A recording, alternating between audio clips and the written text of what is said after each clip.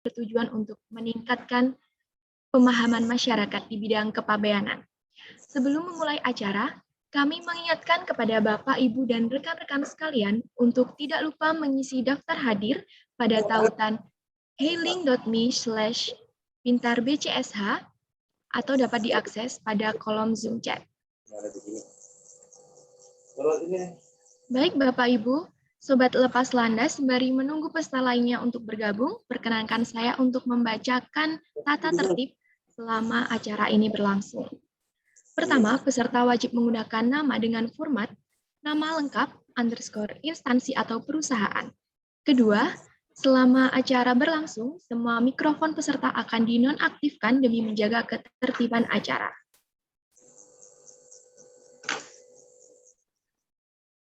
Yang ketiga, pertanyaan atau tanggapan dapat disampaikan pada sesi tanya-jawab. MC atau moderator akan memberikan kesempatan untuk menyampaikan secara langsung. Yang keempat, dilarang membahas isu yang bersifat sara atau provokatif selama acara berlangsung. Yang kelima, peserta diharapkan mengikuti acara hingga akhir serta mengisi form kuesioner yang disediakan oleh panitia. Baiklah, karena waktu sudah menunjukkan pukul 9:07, mohon izin acara akan segera kita mulai. Yang terhormat, Kepala Bidang Pelayanan dan Fasilitas Pabean dan Cukai 1, Kantor Pelayanan Utama Bea dan Cukai Tipe C Soekarno-Hatta, Bapak Sumarna. Yang kami hormati, narasumber kita pada pagi hari ini, pelaksana pemeriksa dari Seksi Pabean dan Cukai 1, Bidang PFPC 1, Kantor Pelayanan Utama Bea dan Cukai Tipe C Soekarno-Hatta, dan tentunya Bapak, Ibu, dan seluruh rekan-rekan partisipan yang telah bersemangat mengikuti acara pada pagi hari ini. Assalamualaikum warahmatullahi wabarakatuh. Selamat datang dalam program Pintar Kepabeanan. Pengguna jasa ingin tahu untuk tertib proses lancar. Topik kita pada sosialisasi kali ini adalah penetapan barang BTD, BDN, dan BMN.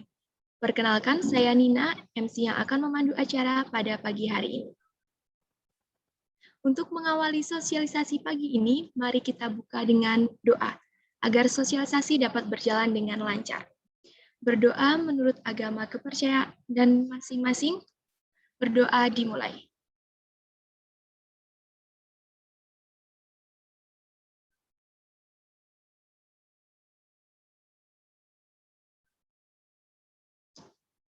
Berdoa dapat diakhiri.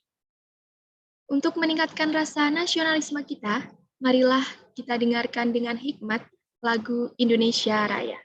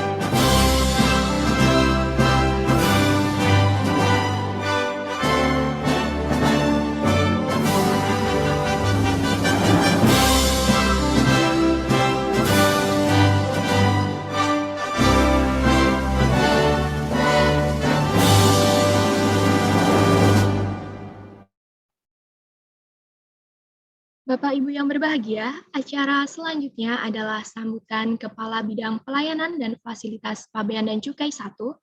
Saat ini telah hadir Bapak Sumarna, selaku Kepala Bidang PFPC 1 Kantor Pelayanan Utama Bea dan Cukai Tipe C Soekarno-Hatta yang akan menyampaikan sambutan. Kepada Bapak Sumarna kami persilahkan. Baik, Mbak Nina Basyahra. Terima kasih sebutannya. Assalamualaikum warahmatullahi wabarakatuh. Selamat pagi, salam sejahtera untuk kita semua. Hari ini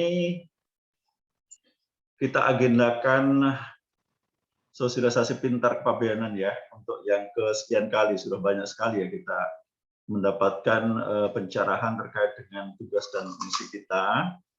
Dan pada kesempatan hari ini, nanti teman-teman narasumber akan menyampaikan perihal pengelolaan BTD, BDN, dan BMN. Mungkin bagi teman-teman yang belum pernah menangani isu ini, terkesan mungkin tidak familiar lah ya, karena memang ini bukan TUSI yang kepabeanan yang pada umumnya. Kalau teman-teman mungkin yang tugas-tugas di teknis pabeanan, sehari-hari melakukan pelayanan pabeanan, mungkin ada yang ngurusin manifest, ada yang menangani terkait dengan pemberitaan pabean, dari AJU, kemudian nopen, kemudian perusahaan melakukan pembayaran, kemudian tahapan-tahapan untuk teman-teman melakukan pemeriksaan fisik barang, kemudian sampai kemudian nanti petugas fungsional melakukan penetapan, dan terakhir endingnya SPPB barang clearance keluar dari TPS, semuanya selesai. Nah, ini untuk terkait dengan penanganan BTD, BDN, BMN ini progresnya tidak umum seperti itu ya, tapi ini juga penting untuk kemudian kita pahami, kita ketahui, karena memang ada kondisi-kondisi tertentu di mana memang penanganan barang BTD, BDN, BMN ini menjadi sesuatu yang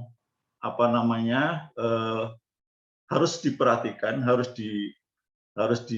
seriusi betul, karena tidak sedikit dari penanganan barang-barang ini yang kemudian kalau kita tidak hati-hati ini bisa menimbulkan masalah buat organisasi. Nah, di dalam proses penanganan BTD, BDN, BMN ini, aturan yang kita gunakan masih aturan yang KFK KPMK 178 ya. Ini mengatur detail terkait dengan mekanisme pengenalan BTD, BDN, dan BMN. Ada keseruan-keseruan tersendiri bagi teman-teman yang menangani barang-barang ini ya, barang BTD yang tidak dikuasai, barang dikuasai negara atau barang milik negara. Dari mulai kita melacak status barang, mengidentifikasi barang yang lebih dari 30 hari di TPS. Ini juga suatu tantangan tersendiri. Kalau biasanya SOP-nya SUTA itu dulu, sampai kemudian kita perbaiki SOP-nya, terakhir kita sudah bahas dengan KI, penyampaian informasi terkait dengan status barang lewat 30 hari itu karena diinformasikan oleh pengguna jasa, oleh pengusaha TPS sendiri.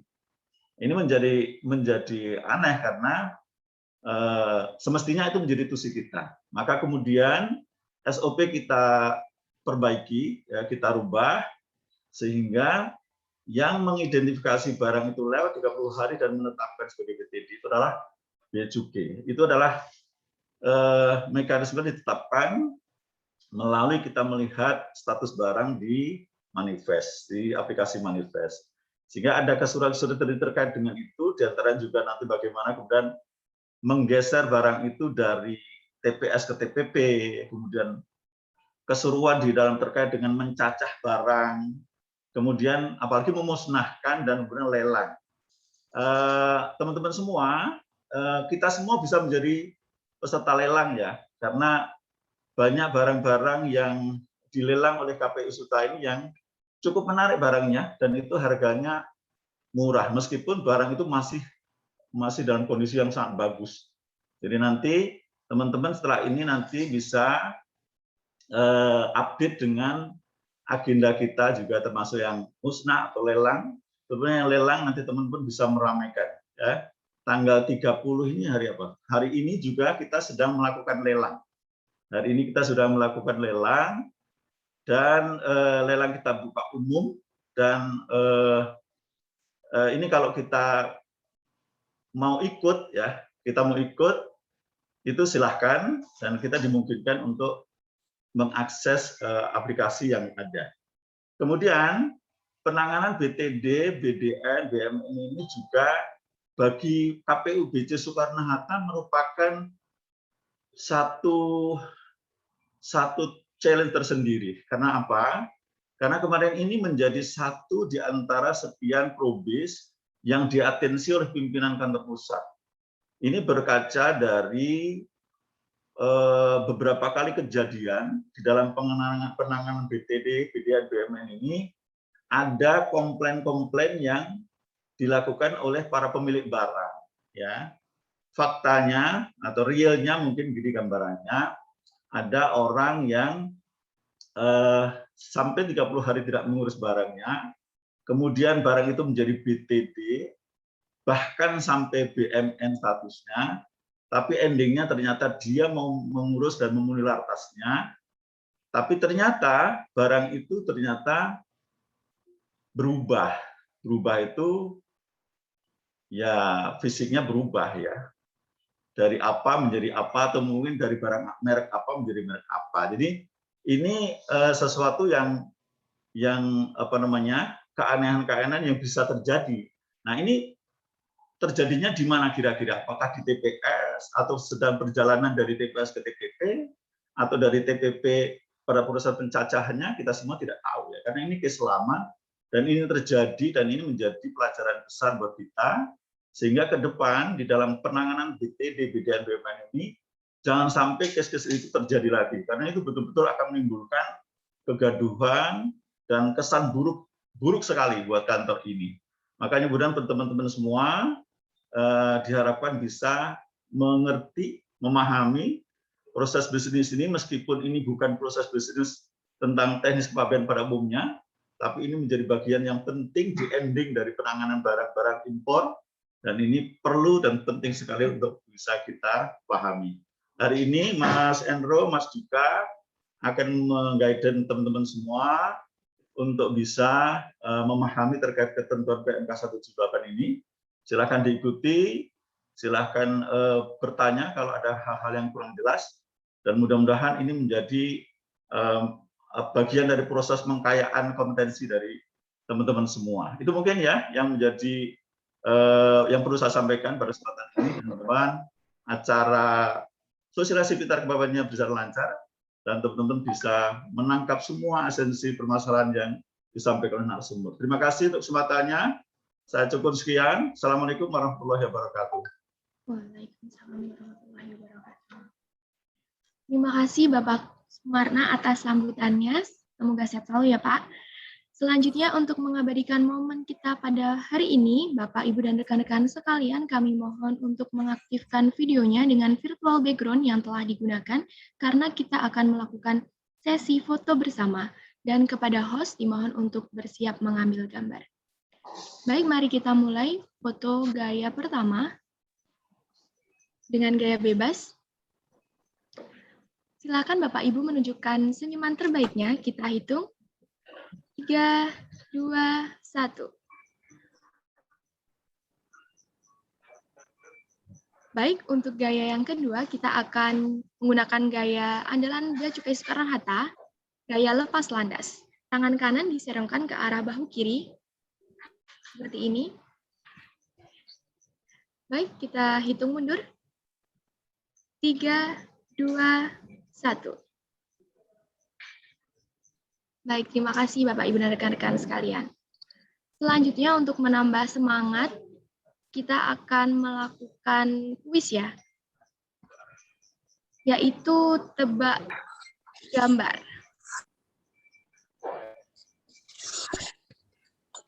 Baik, gamesnya adalah tebak gambar.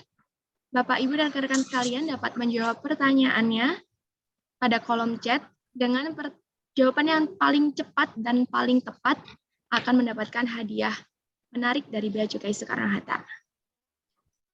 Langsung saja rekan host di-share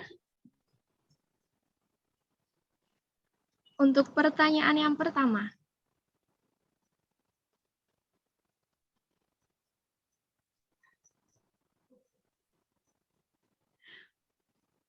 Mohon izin rekan host, sepertinya belum share screen gambarnya ya.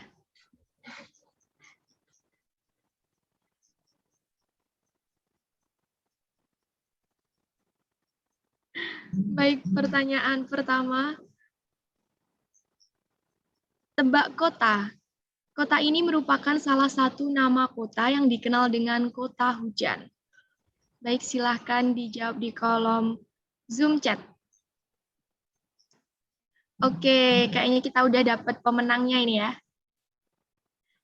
Langsung aja host di-spill jawaban yang benar. Dan jawabannya adalah Kota Bogor. Oke, pertanyaan selanjutnya. Kota ini merupakan salah satu nama kota dengan makanan khasnya adalah lumpia.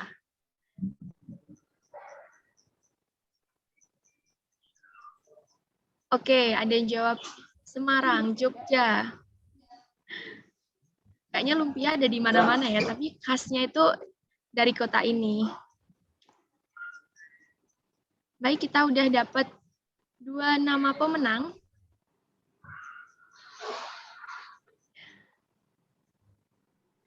Dan pemenang nanti akan diumumkan di akhir acara. Ya, dan jawabannya adalah Kota Semarang. Sudah cukup atau ada lagi, rekan host?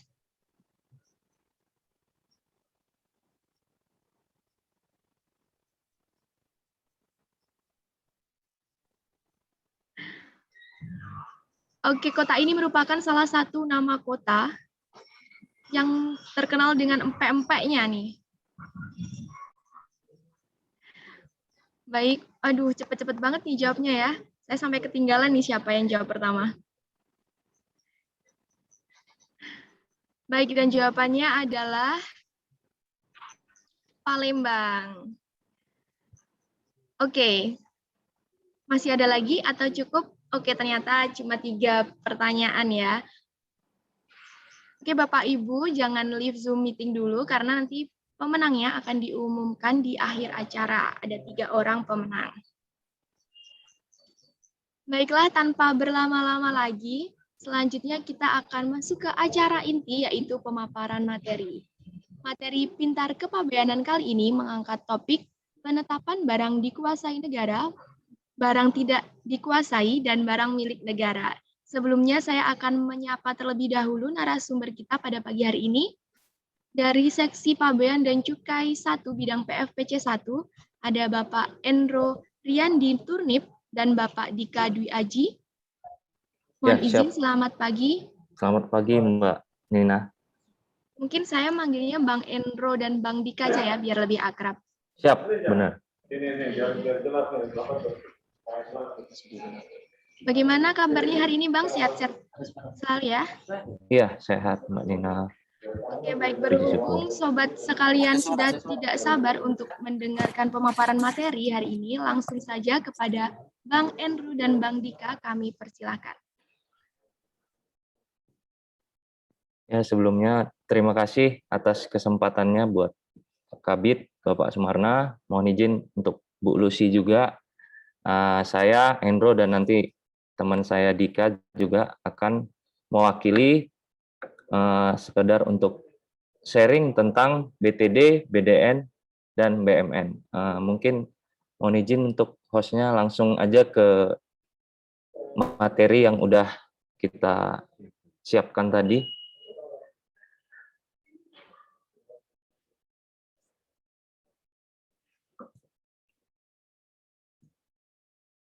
Nah, ini dia dari BTD, BDN, BMN itu sendiri diatur di PMK 178 tahun 2019. Itu ada di sana pengaturannya. Terus langsung next aja, Mbak.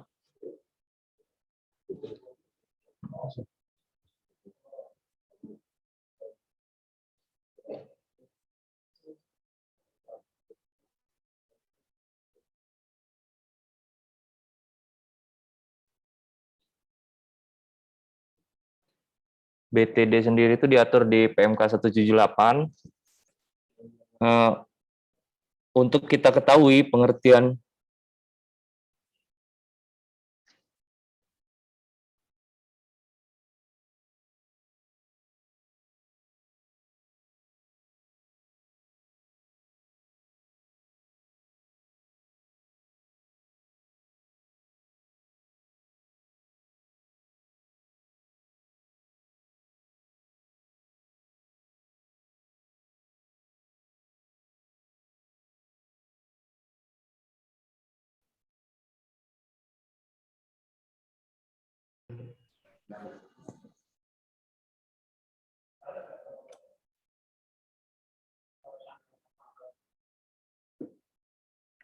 ya mungkin yang nah ini dia kriteria barang yang tidak dikuasai atau biasa yang disebut BTD, merupakan barang yang ditimbun di TPS lebih dari 30 hari.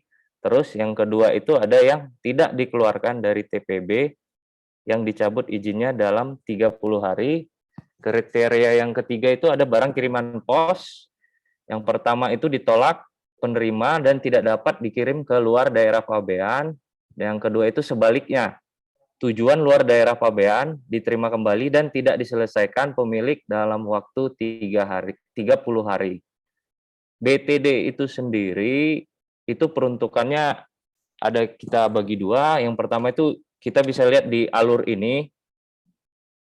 Nah, kalau dia mungkin Bapak Ibu bisa melihat alurnya, kalau dia barangnya merupakan barang yang busuk, kemungkinan besar akan masuk barang yang akan dimusnahkan, maka akan muncul skep musnah.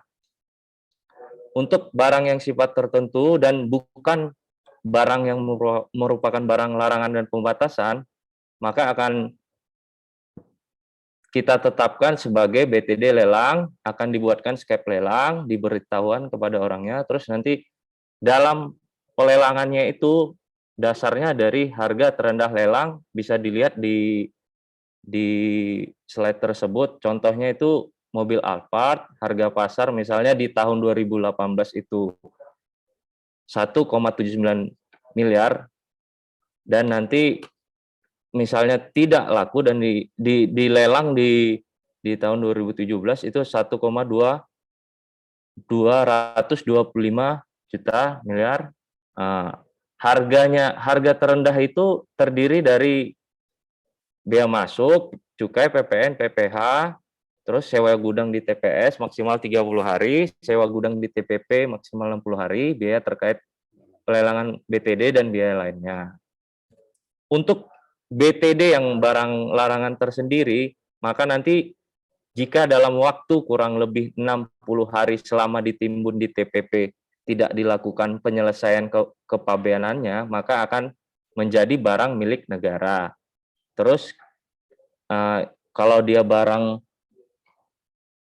selain barang tersebut yang di atas tadi, nanti kalau dia diselesaikan di bawah 60 hari di gudang TPP, maka nanti diserahkan kembali ke pemilik barang. Apabila tidak, maka ditetapkan menjadi BTD lelang juga.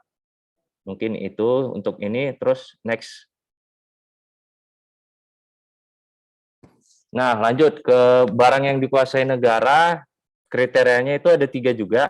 Yang pertama, barang lartas, baik impor ataupun ekspor yang tidak diberitahukan secara tidak benar kecuali ditetapkan lain berdasarkan peraturan undang-undang yang berlaku. BDN sendiri ini sebenarnya ranahnya di bidang pengawasan, kebanyakan di bidang pengawasan. Terus yang kriteria yang kedua itu merupakan barang atau sarana pengangkut yang ditegah oleh pejabat bea cukai, terus barang dan atau sarana pengangkut yang tinggal di kawasan pabean oleh pemilik yang tidak dikenal.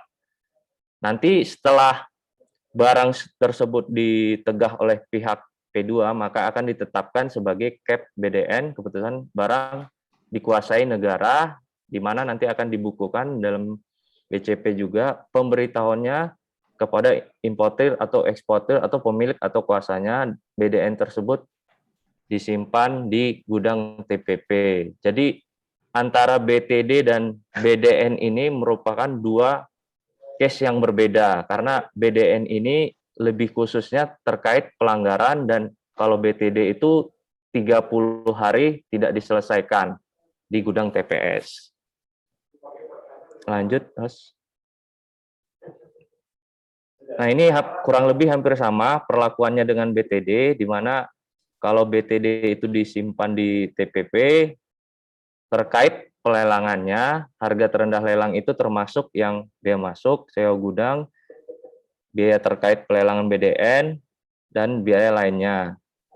Begitu juga kalau disimpan di TPP swasta itu ada tambahan berupa sewa gudang di TPS dan sewa gudang di tempat lain yang berfungsi sebagai TPP maksimal 60 hari dan biaya terkait pelelangan BDN.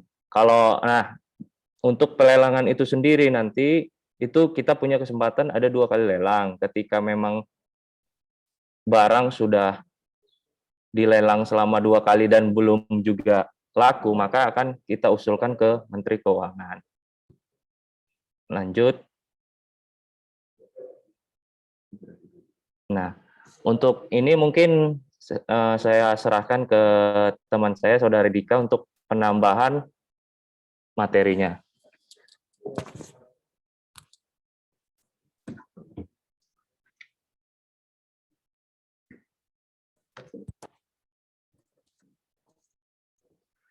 Baik, terima kasih Saudara Endro atas kesempatannya. Jadi saya review lagi dari awal, Bu, ya. Jadi banyak orang beranggapan bahwa alur dari BTD, BDN, BMN itu satu kesatuan, ya. Tapi ternyata setelah ditelusuri yang dijelaskan sama Bapak Endro tadi, ternyata beda. Jadi BTD langsung ke BMN dan BDN langsung ke BMN. Apa-apa saja sih yang tadi dijelaskan Bang Endro BTD ke BMN, yaitu barang-barang musnah, barang-barang yang terkena lartas, ataupun izin lain yang tidak bisa dipenuhi oleh importir atau kuasanya. Nah, terkait dengan barang BDN beda dengan barang BTD. Kalau BTD esensinya yaitu barang yang tidak diselesaikan dalam jangka waktu 30 hari di tempat penimbunan sementara.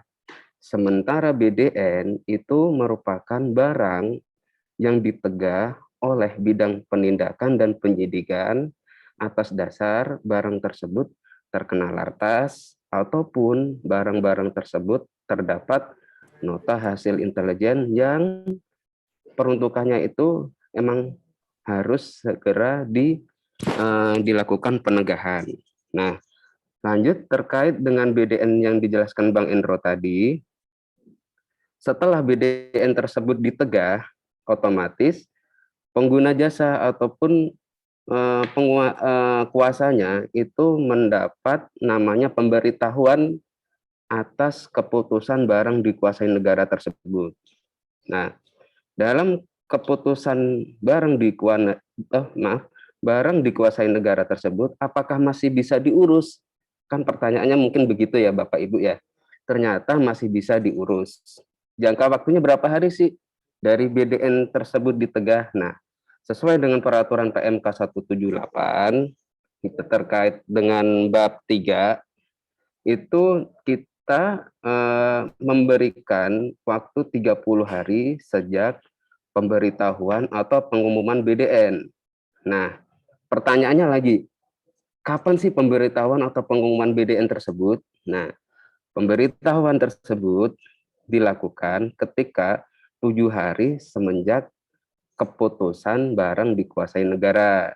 Nah, dalam 7 hari tersebut, Bapak Ibu atau penguasa barang ataupun kuasa pemilik barang mendapat pemberitahuan atau pengumuman mengenai barang dikuasai negara.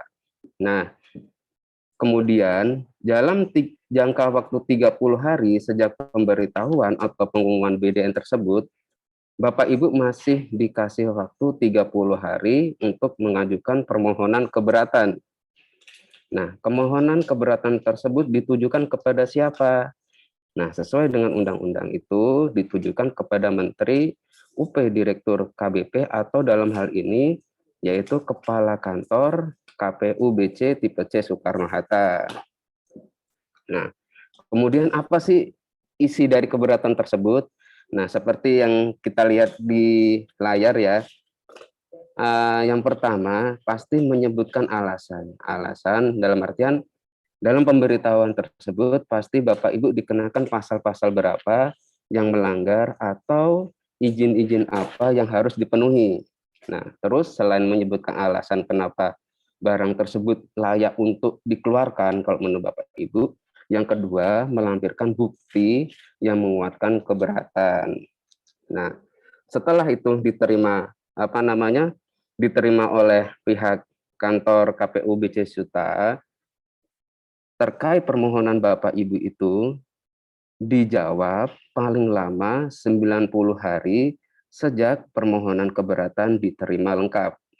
Nah, dalam jangka waktu 90 hari tersebut, paling lama ya Bapak Ibu ya, nanti akan mendapat keputusan apakah itu diterima atau ditolak. Jika diterima, berarti tidak terjadi pelanggaran terhadap Undang-Undang Kepabeanan. Nah, jika terjadi pelanggaran itu nanti akan ditolak terkait keberatan barang dikuasai negara milik Bapak Ibu. Nah, terus selanjutnya apa sih Pak Bu ketika barang saya itu ditolak keberatannya? Nah, lanjut next.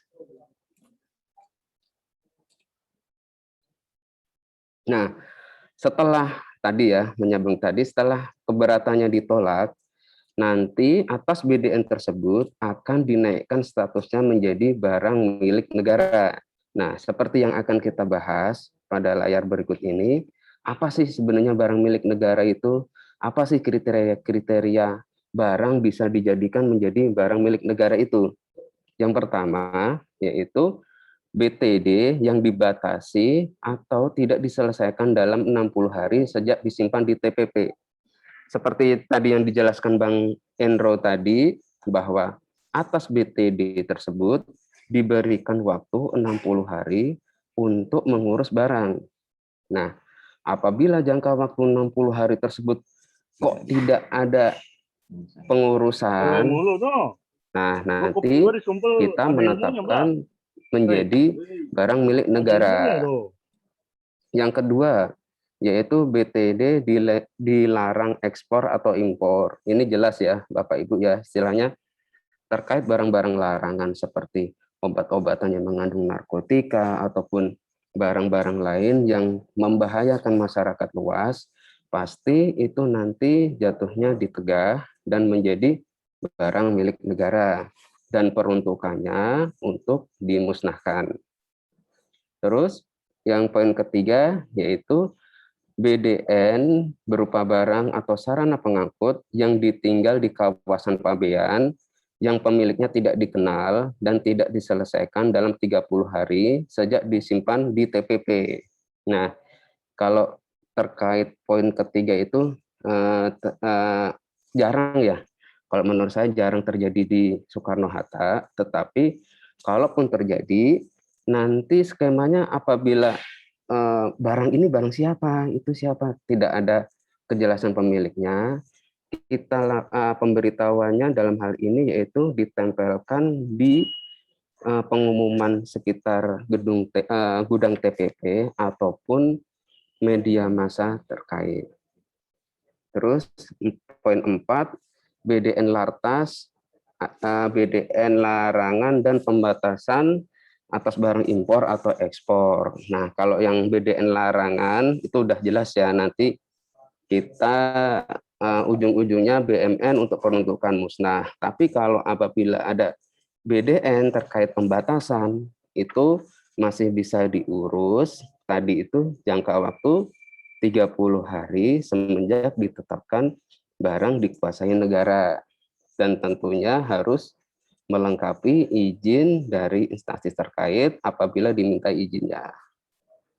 Terus next berikutnya yaitu BDN berupa barang atau sarana pengangkut ditegah dari tindak pidana yang pelakunya tidak dikenal. Ini perlakuannya mirip dengan poin ketiga, ya. Poin ketiga. Tapi dalam hal ini berkaitan dengan nomor selanjutnya yaitu nomor 6, barang atau sarana pengangkut diputus hakim yang berkekuatan hukum tetap dinyatakan dirampas untuk negara. Nah, poin 6, 1, 2, 3, poin 5 dan poin 6 tersebut, Bapak Ibu ya, apabila barang tersebut terindikasi melanggar pidana dan bisa dijadikan barang bukti kedepannya terkait hukuman di pengadilan, itu biasanya kami belum menetapkan sebagai barang milik negara. Barang milik negara tersebut ditetapkan ketika ada putusan dari pengadilan yang sudah inkrah. Nanti kita bisa dijadikan menjadi barang milik negara. Oke, lanjut, next. Ini udah next. Tambahan dari saya, ini terkait pokok-pokok perubahan atas aturan, yaitu terkait jangka waktu, terus BTD-nya, barang-barang yang dinyatakan BTD. Nah, terkait dengan nomor 2 itu, jadi apabila ada barang BTD yang apabila lebih dari 30 hari, tetapi sudah ada SPPB ataupun reekspor yang belum dieksekusi dalam jangka waktu 2 minggu, itu kita tidak bisa menarik barang BTD tersebut ke gudang TPP atau tempat lain yang berfungsi sebagai TPP. Kenapa? Soalnya dalam dalam barang tersebut sudah dilakukan penyelesaian kepabeanan. Oke, next. Ini lanjut aja, next.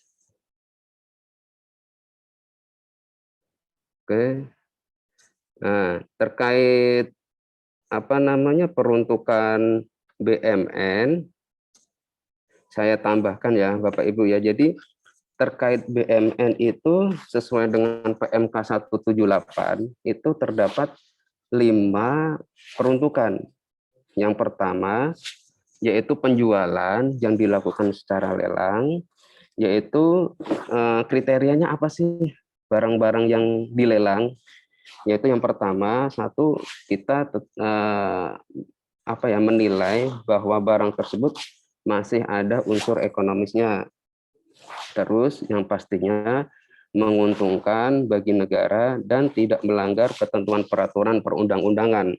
Itu yang pertama yang dilelang. Yang kedua, penetapan status penggunaan atau disingkat dengan PSP, yaitu penyelenggaraan tugas dan fungsi atau kemitraan lembaga yang dioperasikan oleh pihak lain dalam rangka menjalankan pelayanan sesuai tugas dan fungsi kementerian atau lembaga.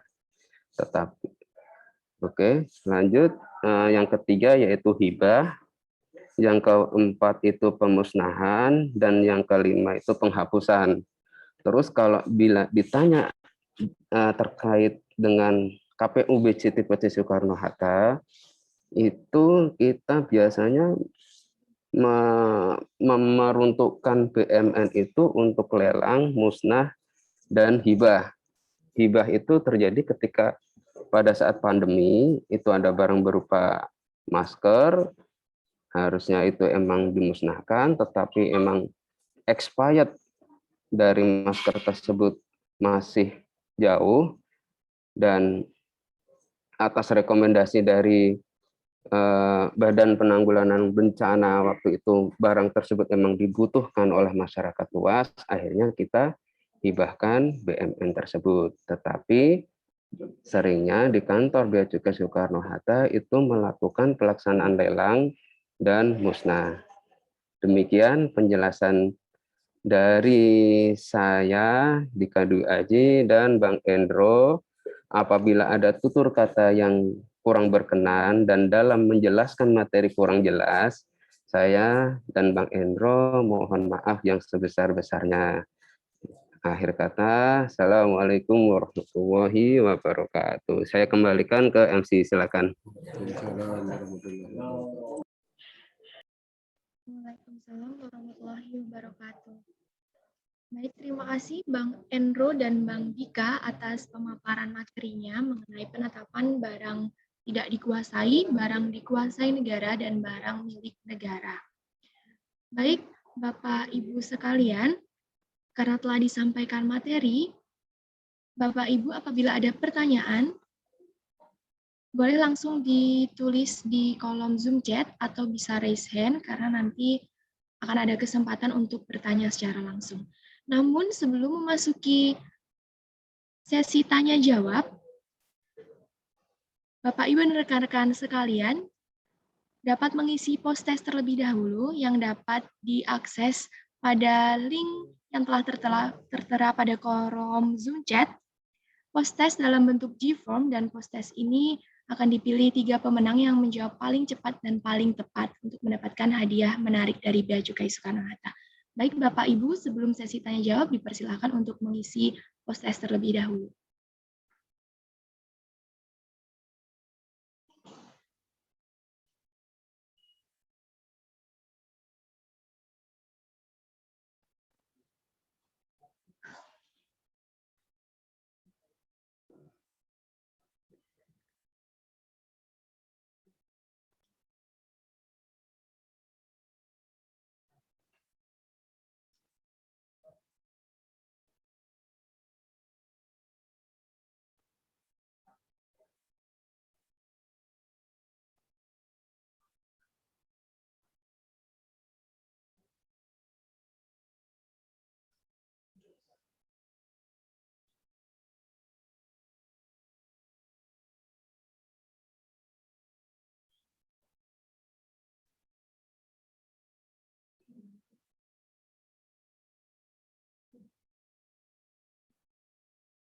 Baik, dipersilakan kepada Bapak Ibu untuk melanjutkan mengerjakan post-testnya. Dan kami juga mengingatkan untuk jangan lupa mengisi daftar hadir pada link yang sama di heylink.me/pintarbcsh.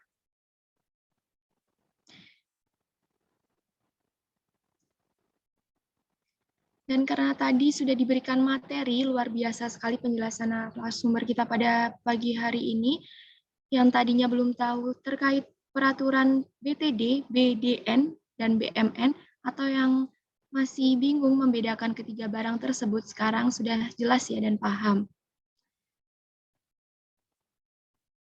Baik, kita bisa masuk ke sesi tanya-jawab. Kita akan mengutamakan yang sudah bertanya terlebih dahulu pada kolom Zoom chat.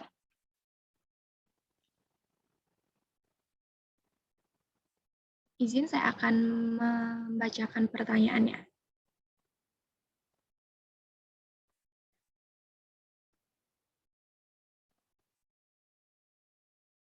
Dari Fatih. Selamat pagi, izin bertanya, untuk barang yang lebih dari 60 hari di TPP, apakah pasti langsung dilelang atau BMN? Misal barang saya 62 hari di TPP, ketika saya konfirmasi belum ditetapkan lelang atau BMN, apakah masih bisa saya urus? Bagaimana narasumber Bang Endro atau Bang Dika?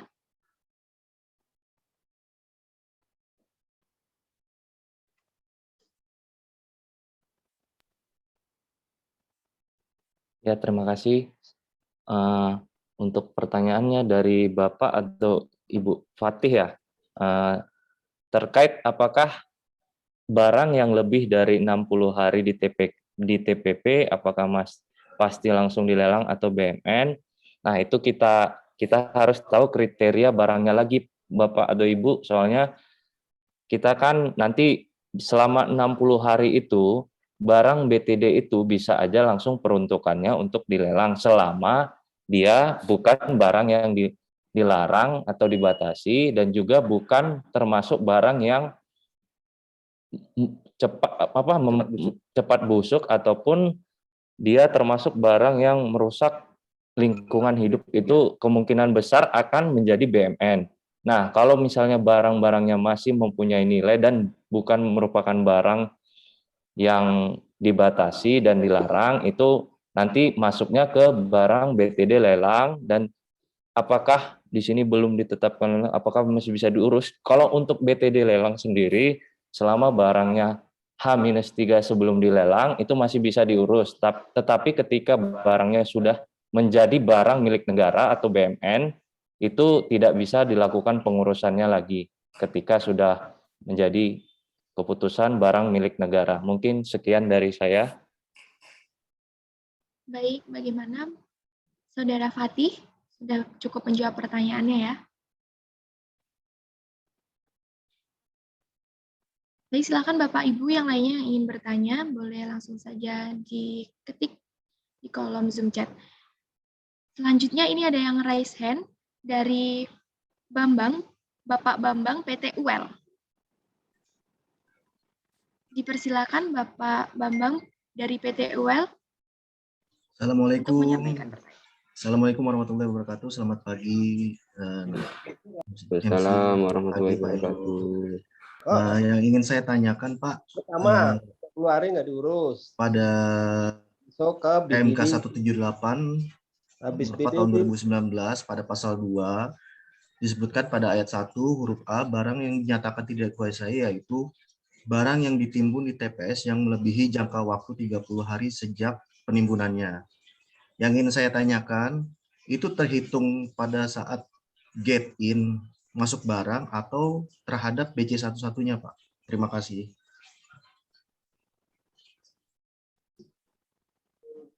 Terima kasih Pak Bambang. Kalau itu terhadap barang BC satu-satunya Pak, bukan gate in barangnya. Jadi ketika BC satu-satunya sudah ada, disitulah dihitung hari pertamanya Pak. Mungkin itu yang bisa saya sampaikan. Terima kasih Pak. Ada yang Terima mau? kasih Pak. Siap. Baik, terima kasih Bapak Bambang atas pertanyaannya. Untuk selanjutnya yang raise hand ada Saudara Ferry.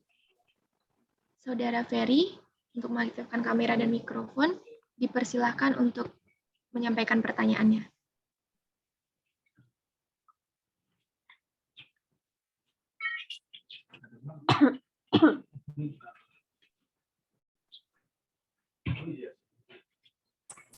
Selamat pagi Pak Endro. Ya, selamat pagi Pak Endro, selamat pagi Pak Dika. Ya, selamat pagi Pak Ferry. Mohon izin Pak, saya ini terkait teknis ya kalau menurut saya ya. Betul.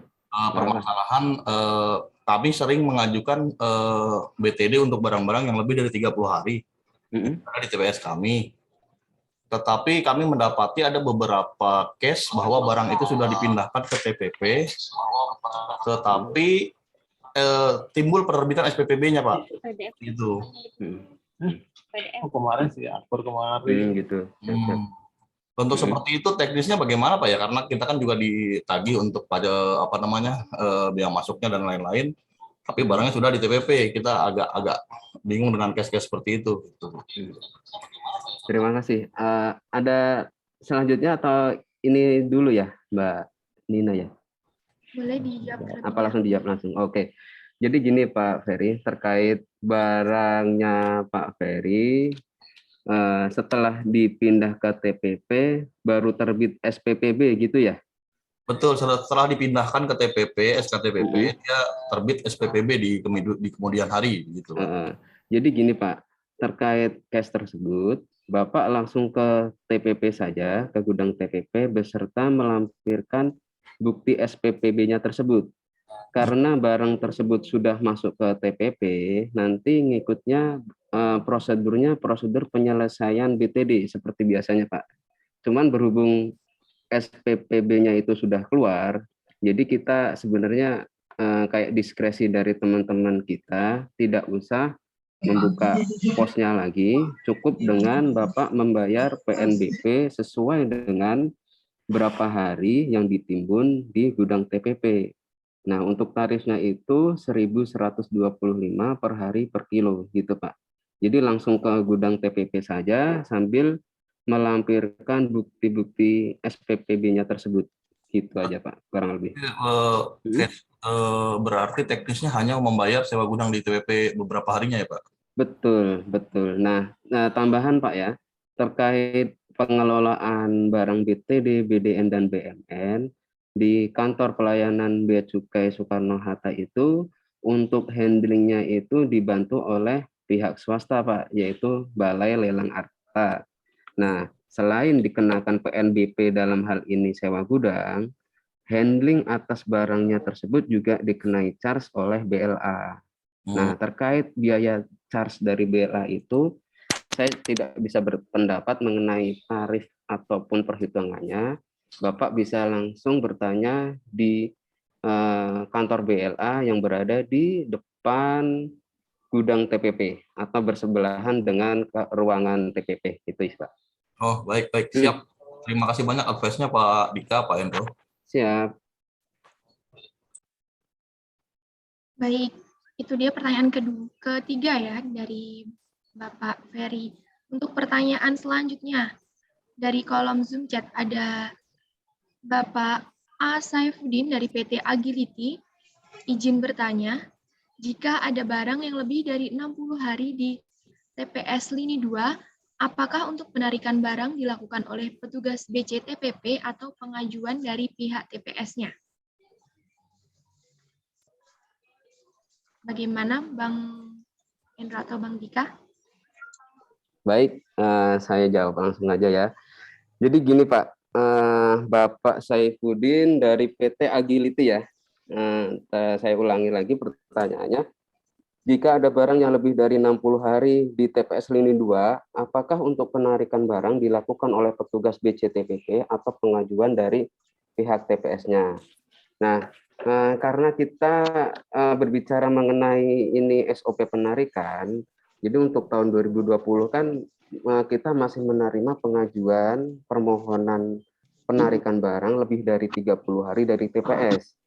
Tetapi untuk tahun depan ya Bapak Ibu, saya umumkan di sekarang melalui forum ini. Jadi secara nanti tahun depan kita ada merancang instruksi kerja. Jadi teman-teman atau petugas TPP itu sudah mensortir by sistem kami terkait barang-barang yang lebih dari 30 hari di semua gudang. Jadi nanti teknisnya kita masih menerima permohonan dari Bapak Ibu terkait penarikan barang, plus kita menyurati ke gudang-gudang TPS berkaitan dengan barang-barang yang lebih dari 30 hari itu. Terus apakah penarikan dari lini 2 ke TPP itu harus ditarik oleh petugas TPP dari Bea Cukai? Saya jawab harus dikawal. Soalnya apa? Pemindahan barang tidak dikuasai ke TPP itu merupakan tanggung jawab dari petugas Bea Cukai. Soalnya berkaitan dengan moving barang. Apabila kita menarik barang tersebut tidak sepengetahuan petugas Bea Cukai, nanti kita atensinya barang-barang tersebut apakah ditukar di jalan ataukah sesuai dengan pemberitahuan atau pas ketika penarikan tersebut, untuk memastikan barang tersebut sesuai dengan yang ditarik antara gudang di lini 2 sampai dengan di gudang TPP. Jadi memang harus dikawal oleh petugas Bea Cukai, dalam hal ini pegawai dari TPP. Gitu aja Mbak. Gitu ya Pak, siapa tadi? Pak Saifuddin. Iya. Terus selanjutnya apa gimana ya, Mbak Nina? Sudah cukup ya, Bang, untuk menjawab pertanyaannya. Bagaimana Bapak Saifuddin? Ya Bu Nina, mungkin nanti saya mau izin ini Pak, silaturahmi dengan Pak Dika atau Pak Endro Pak, untuk konsultasi lebih detail Pak. Siap. Ya, masih Pak. Iya.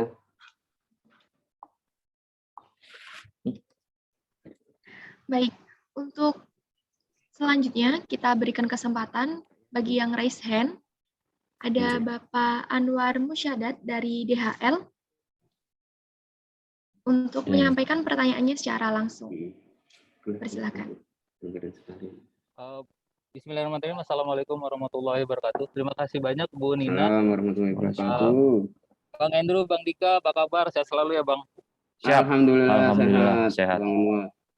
Izin Bang bertanya nih. Kebetulan kita ada case juga nih. Jadi ada customer kita itu ada impor terkait mengenai data perusahaan. Mungkin dia lewat lewat hard disk atau pengirimannya, dan pada saat tiba itu dia ternyata tidak punya tidak punya lartasnya, tidak bisa proses untuk lartas pembatasannya itu. Nah, karena khawatir ini barangnya tersebut kalau misalkan tidak diproses nanti masuk ke BTD, itu nanti seterusnya nanti dari ke BMN, apakah kita bisa mengajukan permohonan pemusnahan gitu Bang? Izin Bang. Itu yang kemarin. Karena khawatir kan takut takut disalahgunakan data-data tersebut gitu Bang. Izin Bang, terima kasih Bang. Nah, jadi untuk kriteria barang tersebut apabila memang sangat urgent dan takut datanya tadi Pak ya yang betul, dikhawatirkan Pak. itu nanti Bapak bisa ngajuin langsung ke permohonan ke kantor kita untuk dilakukan pemusnahan Pak. Oke. Nanti diajukan nanti mengajukan permohonan untuk dilakukan pemusnahan ke kantor kita melalui nanti dari keputusan kepala kantor.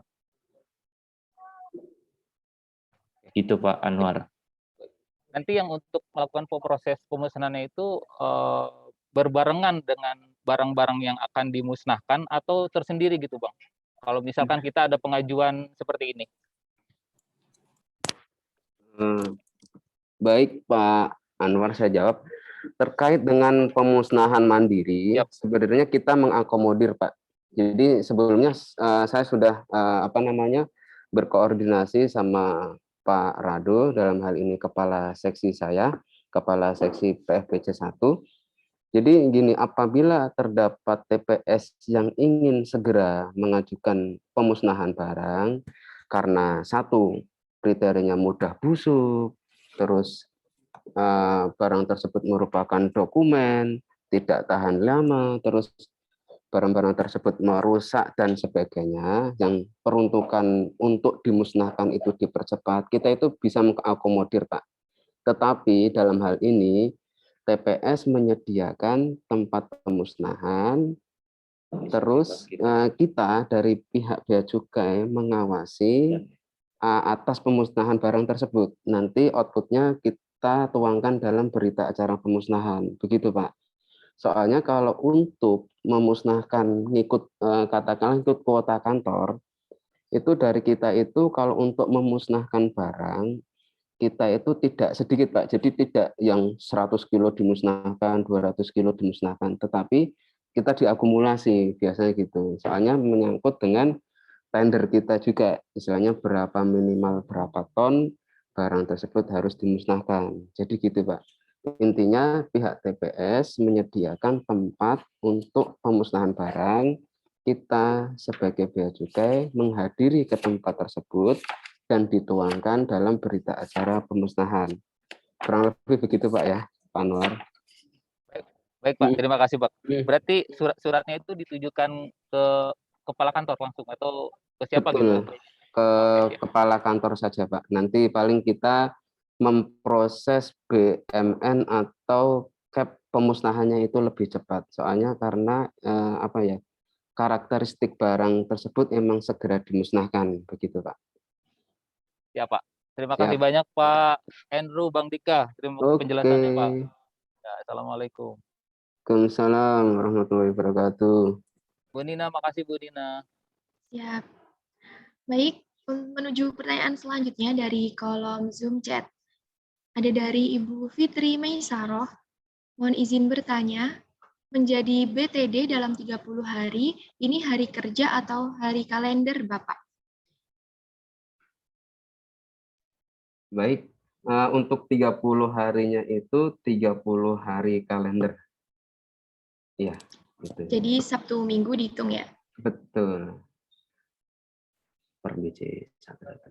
Iya, benar. Pertanyaan selanjutnya dari Saudara Susida.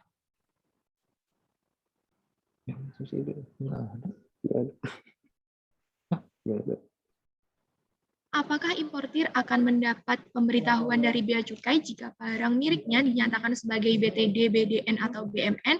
Jika diinfo akan disampaikan melalui media apa? Baik, terima kasih pertanyaannya.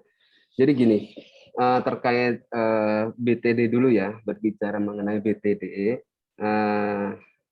terkait proses bisnis BTD itu, jadi apabila barang tersebut dinyatakan tidak dikuasai dan sudah ditarik ke gudang TPP atau tempat lain yang berfungsi sebagai TPP, itu nanti kita memberitahukan ke pemilik barang bahwa barang tersebut berstatus BTD. Dan kita juga memperingatkan untuk segera menyelesaikan barang dalam jangka waktu 60 hari. Gitu ya. Terus apabila dalam jangka waktu 60 hari yang telah diberikan tersebut kok tidak selesai, maka selanjutnya pegawai TPP itu akan memproses ke BMN. Nah, apakah BMN diingatkan lagi atau dikonfirmasi ke pemilik barang? Nah, dalam hal ini itu kita tidak memberitahukan lagi, soalnya kita sudah memberitahukan atau konfirmasi ke pemilik barang. Terus pertanyaan selanjutnya mungkin gini ya, bila mana alamat tersebut tidak lengkap. Nah, itu kendalanya itu. Jadi ketika kita konfirmasi, apabila alamat tersebut tidak lengkap, otomatis dari pihak PT Pos mengembalikan pemberitahuannya itu kepada kita. Jadi kita hanya sebatas memberitahukan saja sesuai dengan alamatnya. Jadi apabila alamat tersebut tidak lengkap, ya sudah itu menjadi resiko dari importer atau pemilik barang. Nah, terus selanjutnya BDN. BDN tersebut apakah diberitahukan ke pemilik barang? Iya, diberitahukan. Jadi ketika barang tersebut ditegah sama P2, itu kan ditetapkan sebagai BDN. Nah, dalam jangka waktu 7 hari semenjak penetapan BDN tersebut, Bapak, Ibu, atau dalam hari ini pemilik barang, itu mendapat surat pemberitahuan bahwa barang tersebut dinyatakan dikuasai negara dan diberikan 30 hari proses keberatan. Nah, itu 30 hari. Apabila 30 hari kok tidak dapat diselesaikan atau keberatannya ditolak, maka atas BDN tersebut dinaikkan statusnya menjadi barang milik negara. Begitu ya, Mbak Nina, yang dapat saya sampaikan. Baiklah. Menuju pertanyaan selanjutnya ya, Bang ya. Dari Ronaldo dari Nippon. Izin bertanya, secara teknis untuk penarikan barang BTD apakah dari pengusaha TPS tetap mengajukan BCF 15 atau dari pihak BC dapat langsung menarik barang BTD berdasarkan data dari sistem TPS online?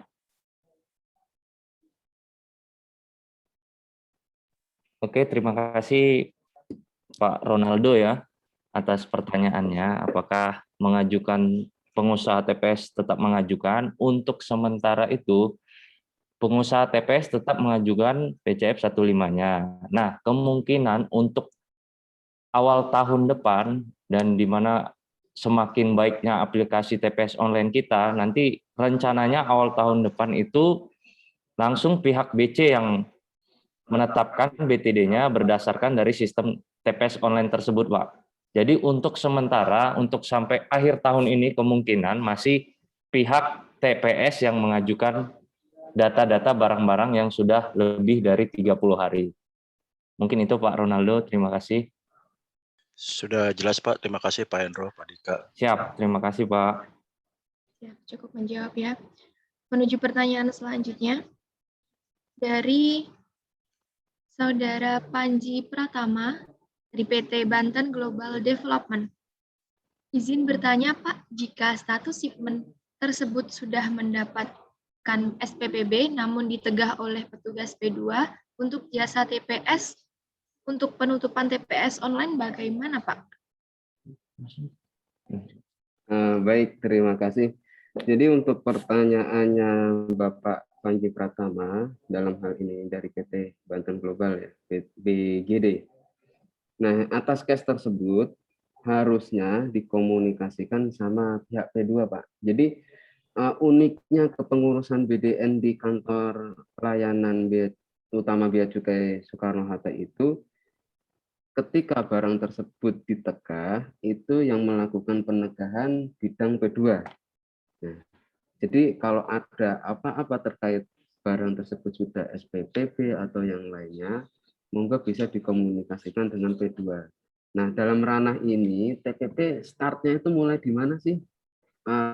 Dalam proses alur bisnis kepengurusan BDN ini, start mulai TPP itu ketika barang tersebut sudah ditetapkan BDN oleh P2, kemudian keberatan yang diajukan oleh pihak importer ataupun penguasa barang tersebut ditolak, itu nanti barang tersebut dilimpahkan ke TPP. Nah, start mulanya di situ. Dilimpahkan ke TPP, kita mulai dengan berita acara serah terima. Nah, terkait proses ke belakangnya, kami dari TPP emang tidak begitu paham, Pak ya. Jadi, mohon maaf dalam hal ini Pak Panji Pratama, mohon kalau case-nya ini baiknya dikomunikasikan sama bidang P2. Saya takutnya saya berstatement yang bagaimana, tapi nanti pada kenyataan di lapangannya kan berbeda gitu aja Pak ya. Baiknya sih memang dikomunikasikan sama bidang penindakan penyidikan. Terima kasih. Baik, jadi untuk case yang seperti ini perlu koordinasi dengan bagian P2 juga. Betul. Selanjutnya kita akan beralih ke peserta yang sudah raise hand. Ada Bapak Cecep Suhikmat dari PT Gapura Angkasa. Dipersilakan untuk menyampaikan pertanyaan secara langsung. Terima kasih Mbak Nina, Pak Endro, dan Mas Dika. Assalamualaikum warahmatullahi wabarakatuh. Waalaikumsalam warahmatullahi wabarakatuh. Nah, ini hanya pertanyaan ini Pak, mengenai kewajiban TPS adalah menjaga barang itu jangan sampai hilang Pak ya, sebelum barang itu ditarik oleh pemiliknya.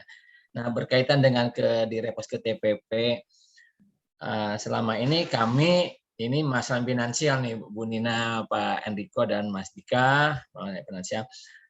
Untuk apakah ada hak kami yang memang selama ini kami jaga barang tersebut sampai kami repost ke TPP dan ada bisa diurus di TPP mengenai pendapatan kami, apakah masih diperhitungkan untuk jasa gudang di TPS-nya Pak Endro atau Pak Mandika nih. Ya mudah-mudahan ini dapat diakomodir nih. 30 hari kami jaga barang tersebut, kami repost ke TPP dan di TPP agent ataupun pemilik barang masih bisa mengurus Pak ya. Nah, apakah hak TPS ini diakomodir 1 hari atau 2 hari masalah sewa gudangnya? Saya mungkin Mbak Nina atau Pak Enrico dan Mas Dika. Makasih. Wassalamualaikum warahmatullahi wabarakatuh.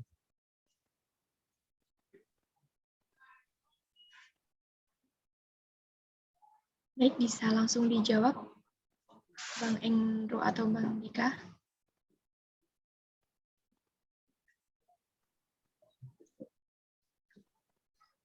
Baik Pak Cecep, terima kasih atas pertanyaannya. Jadi kalau dilihat dari komponen barang tersebut menjadi BTD lelang, harusnya dalam komponen harga perolehan harga nilai terendah itu dimasukkan sewa gudang TPS. Tapi coba nanti saya cek dulu ya Pak Cecep ya terkait dengan apakah biaya dari TPP itu nanti teknisnya bagaimana terkait proses apakah itu transfer ke TPS-nya berkaitan dengan sewa gudangnya itu. Terus di lain sisi gini Pak, ketika barang tersebut dilelang, itu kan mendapatkan yang namanya nilai lelang itu Pak ya. Iya. Nah, tetapi ketika barang itu dimusnahkan, terkait timbul biaya pemusnahan, apakah pihak TPS ini akan dikenai charge juga atau tidak? Nah, itu masih dalam tahap pembahasan. Nah, jadi tetap kita nanti follow up ke atasan terkait dengan hak-hak yang memang menjadi TPS. Tapi di lain sisi, apabila barang tersebut dimusnahkan, apakah TPS tersebut akan dikenai charge juga terkait dengan biaya pemusnahan tersebut? Nah, sejauh ini yang bisa saya sampaikan seperti itu Pak ya. Saya takut berstatement lebih lanjut, takutnya belum koordinasi dengan atasan nanti menimbulkan berbagai persepsi. Gitu aja sih Pak. Makasih Pak Hendro, ya mudah-mudahan sih ada penjelasannya. Selama sih memang kami tidak pernah mendapat apa-apa. Nah, untuk pengajuan pemusnahan memang saya pernah udah lama sih kejadian 2010 kami itu biaya sendiri. Memang itu yang harus sudah dimusnahkan karena memang dikhawatirkan kontaminasi dengan orang penyakit. Akhirnya kami izin waktu itu mengajukan pemusnahan dan memang kami biaya sendiri waktu itu. Memang namun barangkali kalau memang tadi TPP apakah nanti akan dikenakan bebannya nanti ke TPS, ya monggo selama itu memang ada di aturan kami akan follow. Termasuk juga memang jangan sampai ini lost opportunity lah Pak, kalau memang ada harganya memang itu aja memang tetap kami akan follow dengan aturan BK yang selama ini kami jaga 30 hari ini, jangan sampai barang ini berkurang gitu Pak. Makasih Pak Hendro, kami tunggu nih Mbak Dika, Pak Dika kapan nanti saya suan ke sana untuk konsultasi kembali. Makasih. Terima kasih. Makasih Mbak Nana, makasih. Lanjut Pak. Baik, terima kasih Pak Cecep. Pertanyaan selanjutnya dari Nanang Hasana, PT Temas Suzue Indonesia. Dear Pak Endro atau Pak Dika, mohon izin bertanya, faktor apa saja selain perizinan LS yang menyebabkan barang tersebut dikuasai negara?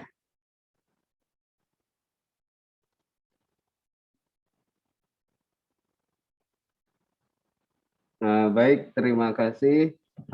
Bapak Rizal, Pak Nanang. Bapak Nanang Hasana dari PT Temas Suzue Indonesia. Jadi gini, faktor apa saja selain perizinan LS yang menyebabkan barang tersebut dikuasai negara? Yang pertama itu kita berbicara di kantor pelayanan utama Bea Cukai Soekarno-Hatta, itu seringnya itu yang pertama barang unmanifest Pak. Jadi selain perizinan LS ya, unmanifest dalam artian barang tersebut diberitahukan berupa majalah ataupun buku, tetapi di dalamnya terdapat perhiasan atau mutiara. Nah, itu kan tidak diberitahukan, atau yang tadi pasal 7 diberitahukan atau tidak diberitahukan dengan benar. Nah, salah satunya itu kan dalam kategori merupakan tindak pidana juga, soalnya berkaitan dengan penyelundupan. Itu yang pertama. Yang kedua, terkait dengan non-LS, apalagi sih yang pernah terjadi di kantor Suta itu berkaitan dengan izin BKC. Jadi pernah ada importer yang mengimpor kurang lebih 2,8 ton barang berupa tembakau cair, tetapi PT tersebut tidak mempunyai izin impor BKC-nya. Nah, itu yang kedua. Yang ketiga, bisa jadi barang-barang tersebut mendapat NHI, nota hasil intelijen dari kantor pusat ataupun kantor lain yang menotifikasi ke kantor Bea Cukai Kota untuk menegah barang tersebut. Paling itu sih. Yang biasanya lagi itu berkaitan dengan mungkin agak baru ya, itu CTP catatan tanda penegahan.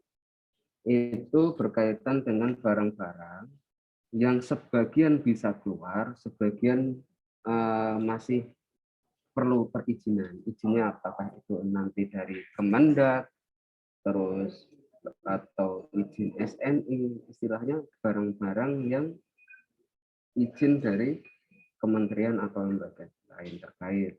Yang terakhir itu pernah juga terjadi izin TNI Polri atau BAIS berkaitan dengan impor senjata.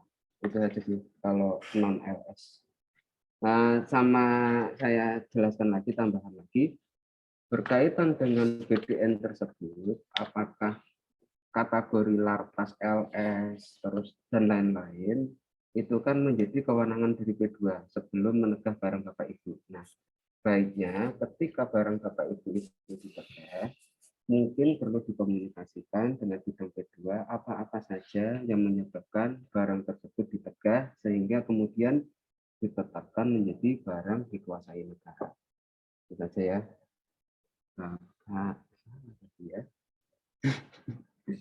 Bapak Nanang Hasanah.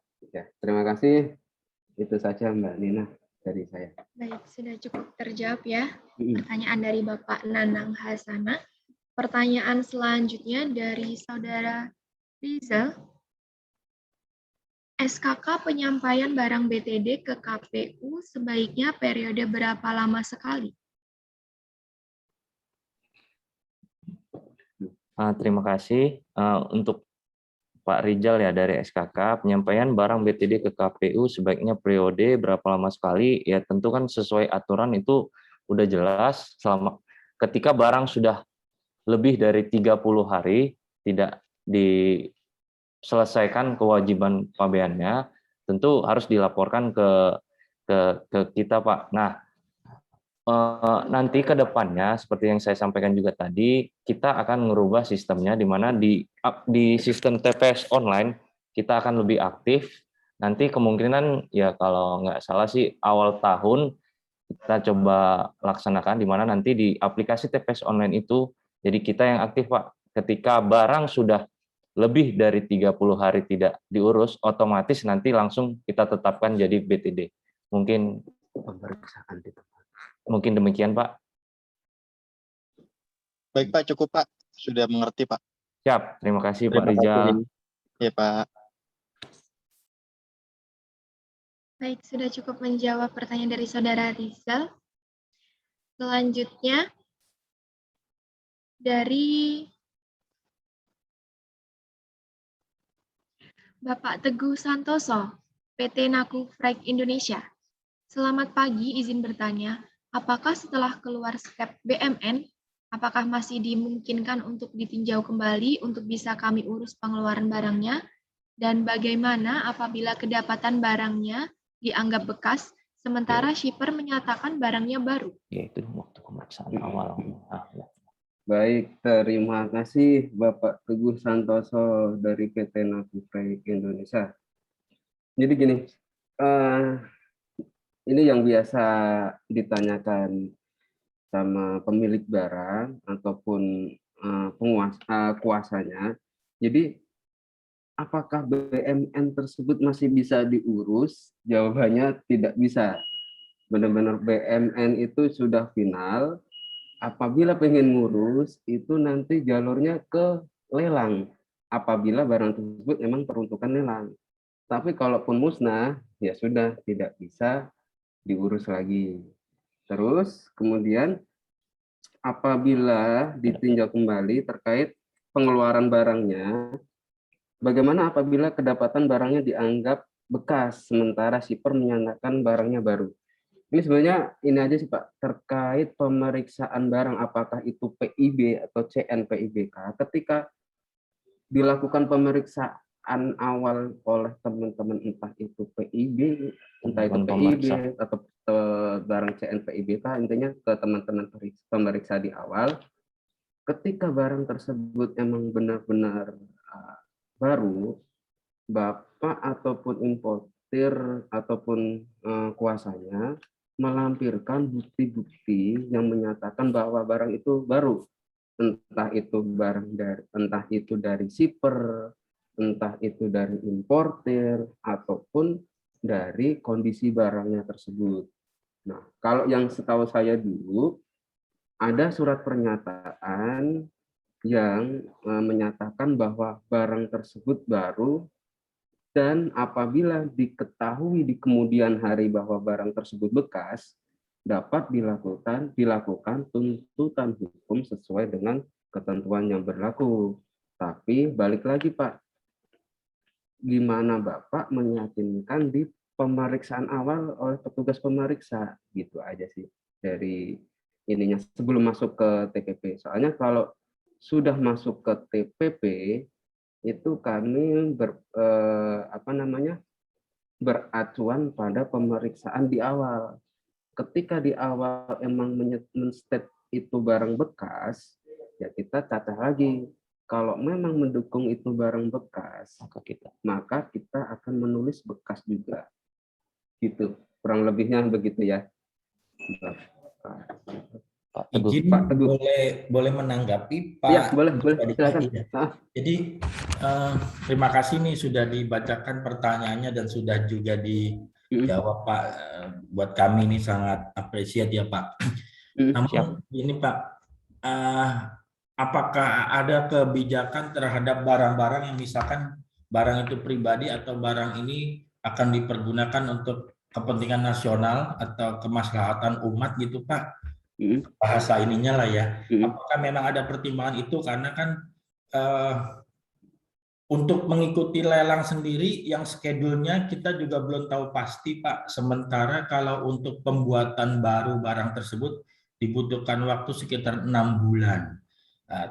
Khawatirnya nanti kalau ini untuk misalkan semacam kayak proyek negara gitu ya Pak, apakah nanti ada kebijakan tersendiri Pak untuk itu Pak?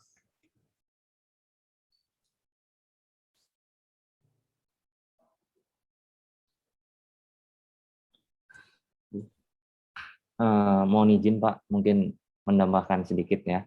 Ya Pak Hendro. Soalnya terkait barang tadi, apakah ada ini ya, mohon maaf Pak sebelumnya, harusnya itu kan ketika barang itu sebelum di TPP, nah mohon maaf Pak sebelumnya harusnya dijelaskan di awal itu Pak.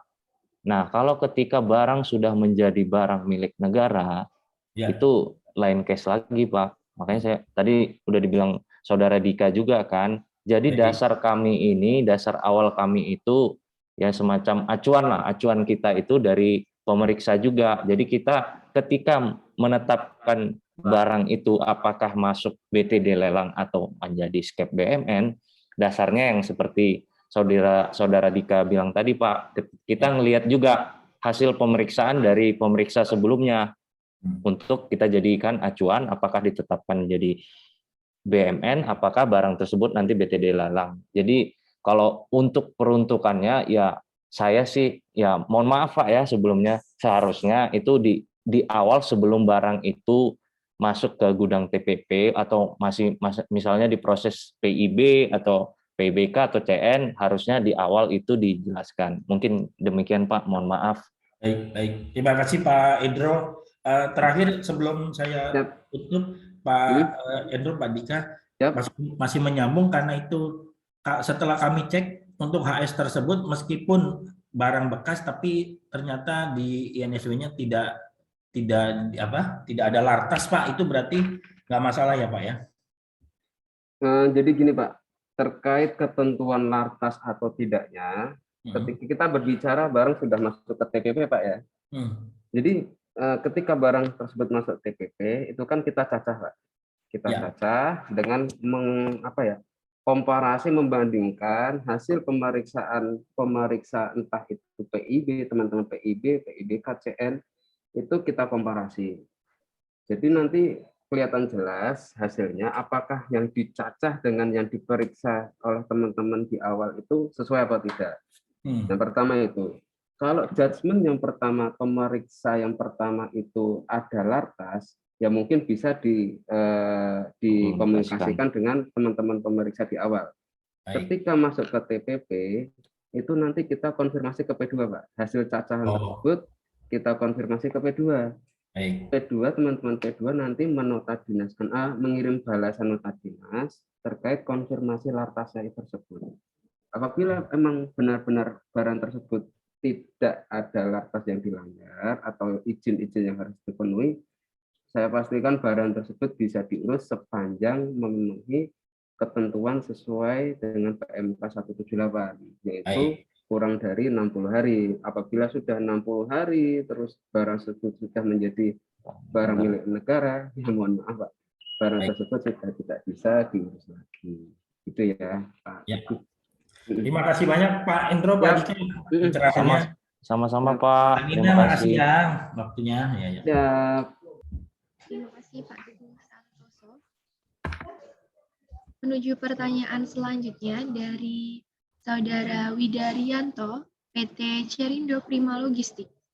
Mohon izin tanya, jika barang tidak diurus sampai dengan dilelang, apa dampak bagi importir atau eksportir? Terima kasih.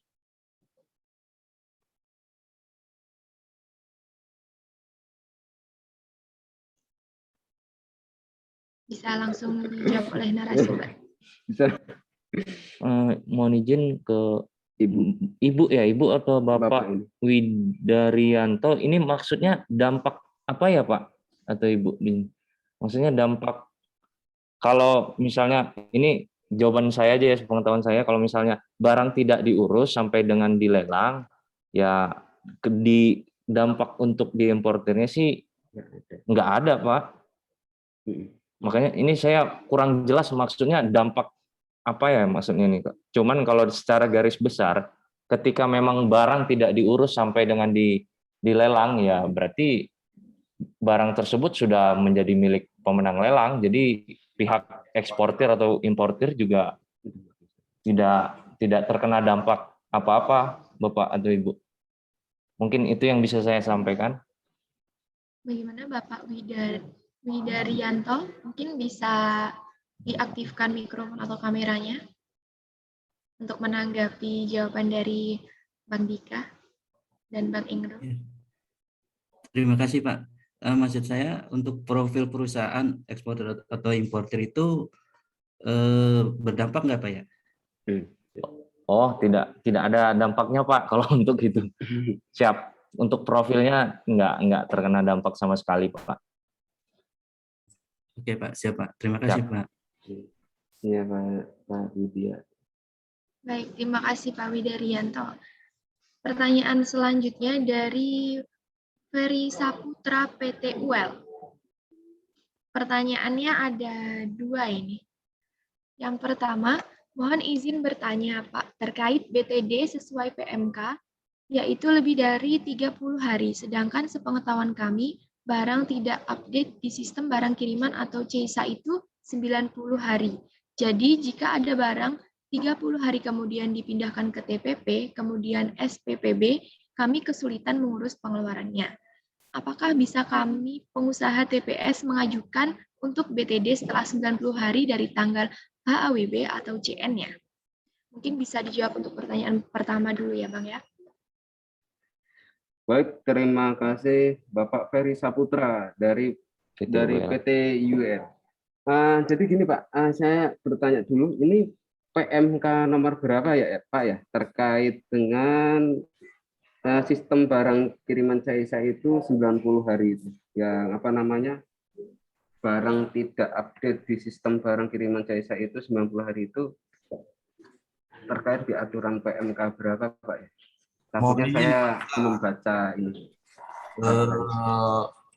Ini sepengetahuan saya apa ya, karena kita kan case-case seperti ini sudah sering menemukan. Jadi barang itu memang di CISA itu di sistem barang kiriman itu setelah 90 hari baru statusnya stuck, tidak update gitu Pak. Tidak bisa diselesaikan kepabeanannya secara sistem itu 90 hari. Gitu, apa tidak bersinergi antara BTD dengan CISA-nya, seperti itu Pak, sistemnya. Bang Endro, ini 90 hari ini. Di sistem, mohon maaf Pak, di sistem CISA 90 hari. Betul.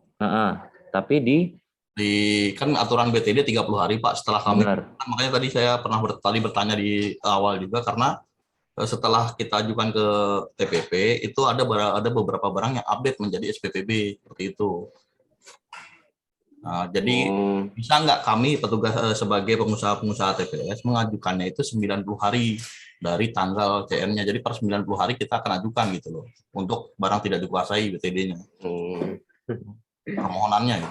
Jadi kalau untuk ini Pak ya, nanti ke depannya kan kalau masih tahun sekarang itu kan kita masih pasif dalam artian kita menunggu dari pihak TPS untuk melaporkan barangnya. Tapi untuk tahun depan mungkin terkait terkait 90 harinya itu kita tidak bisa mengakomodir lagi Pak. Soalnya kita sudah benar-benar pakai sistem itu TPS online. Ketika kelihatan barang tersebut sudah lebih dari 30 hari timbun di TPS, maka kita akan menyurati ke TPS untuk dilakukan penarikan selanjutnya.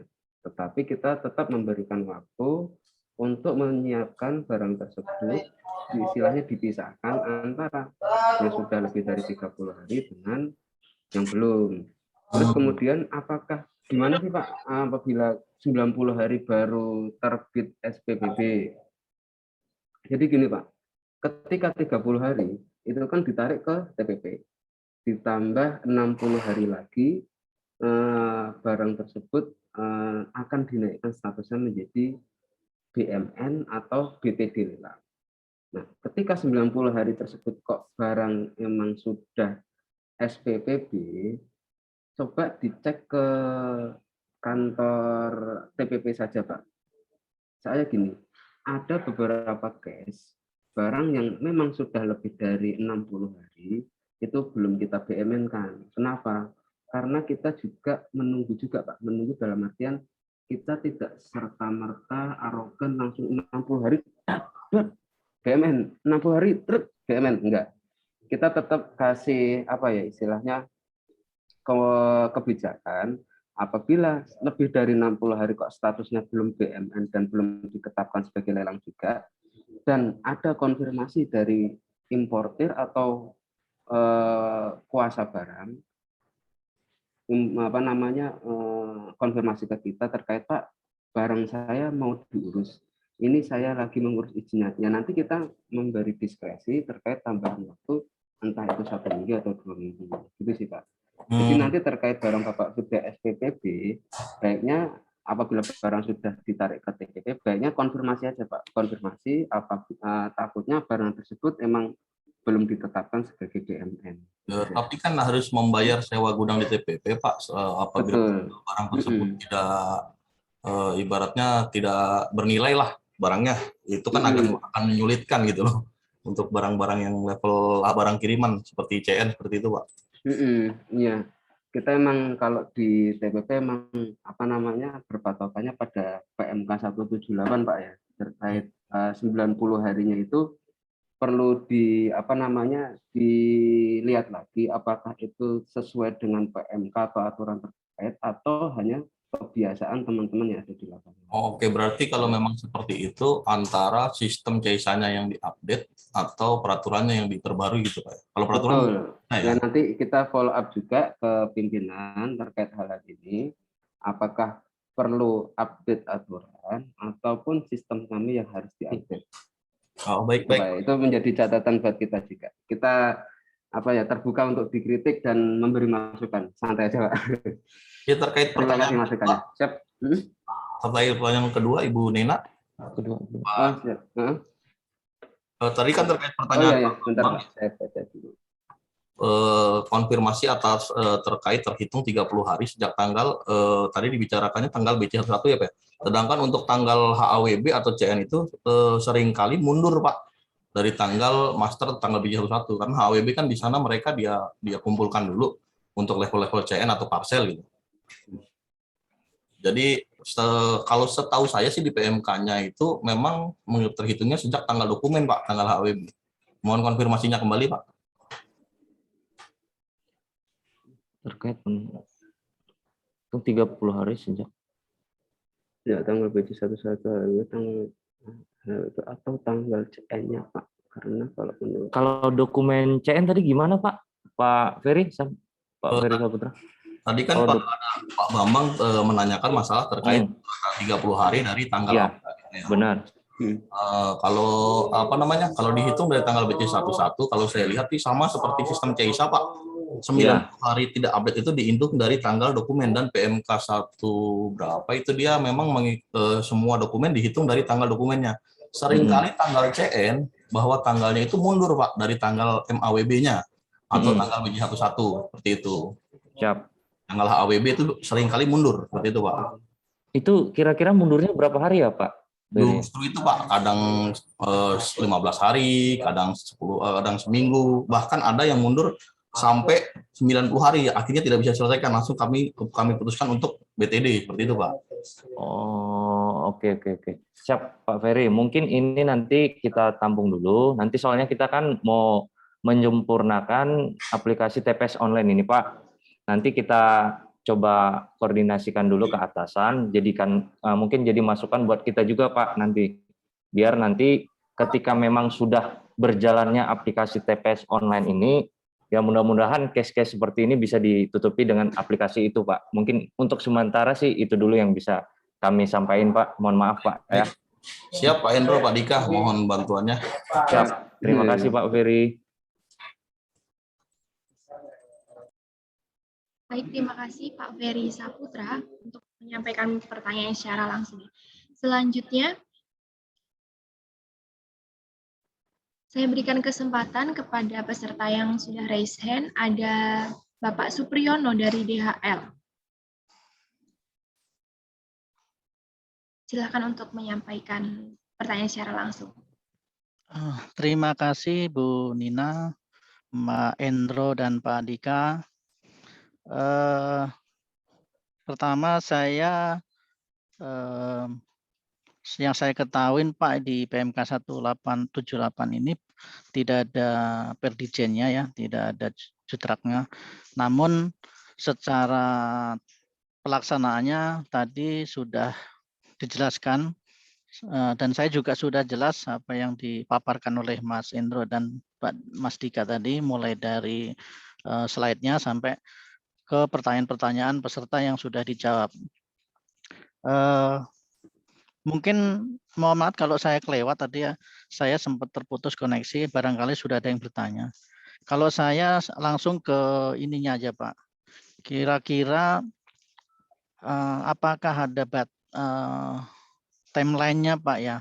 Karena pengalaman kami itu dari mulai melaporkan barang di atas 30 hari, sampai keluar BCP 15, sampai fisiknya ditarik barang, itu bisa 4 sampai 5 minggu Pak. Namun dalam 1 bulan terakhir ini ada cukup kemajuan, itu antara 2 sampai 3 minggu.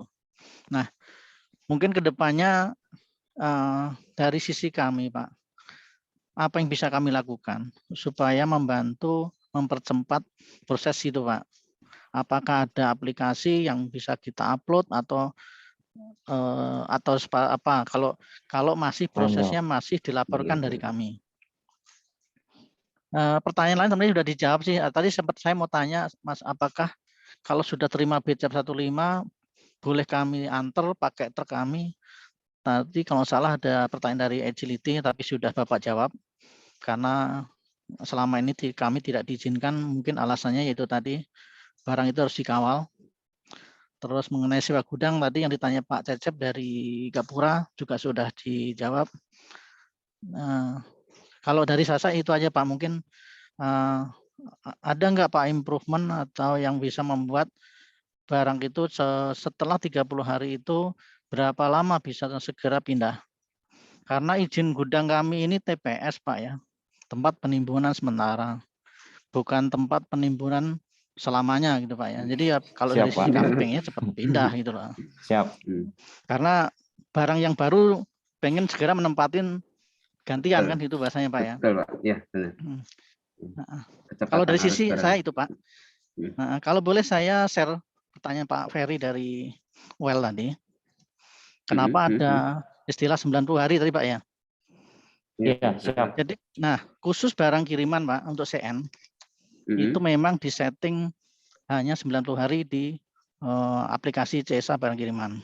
Dasarnya apa? Waktu itu adalah 30 hari di TPS, 60 hari di 60 hari di TPP, Pak ya. Nah, Siap.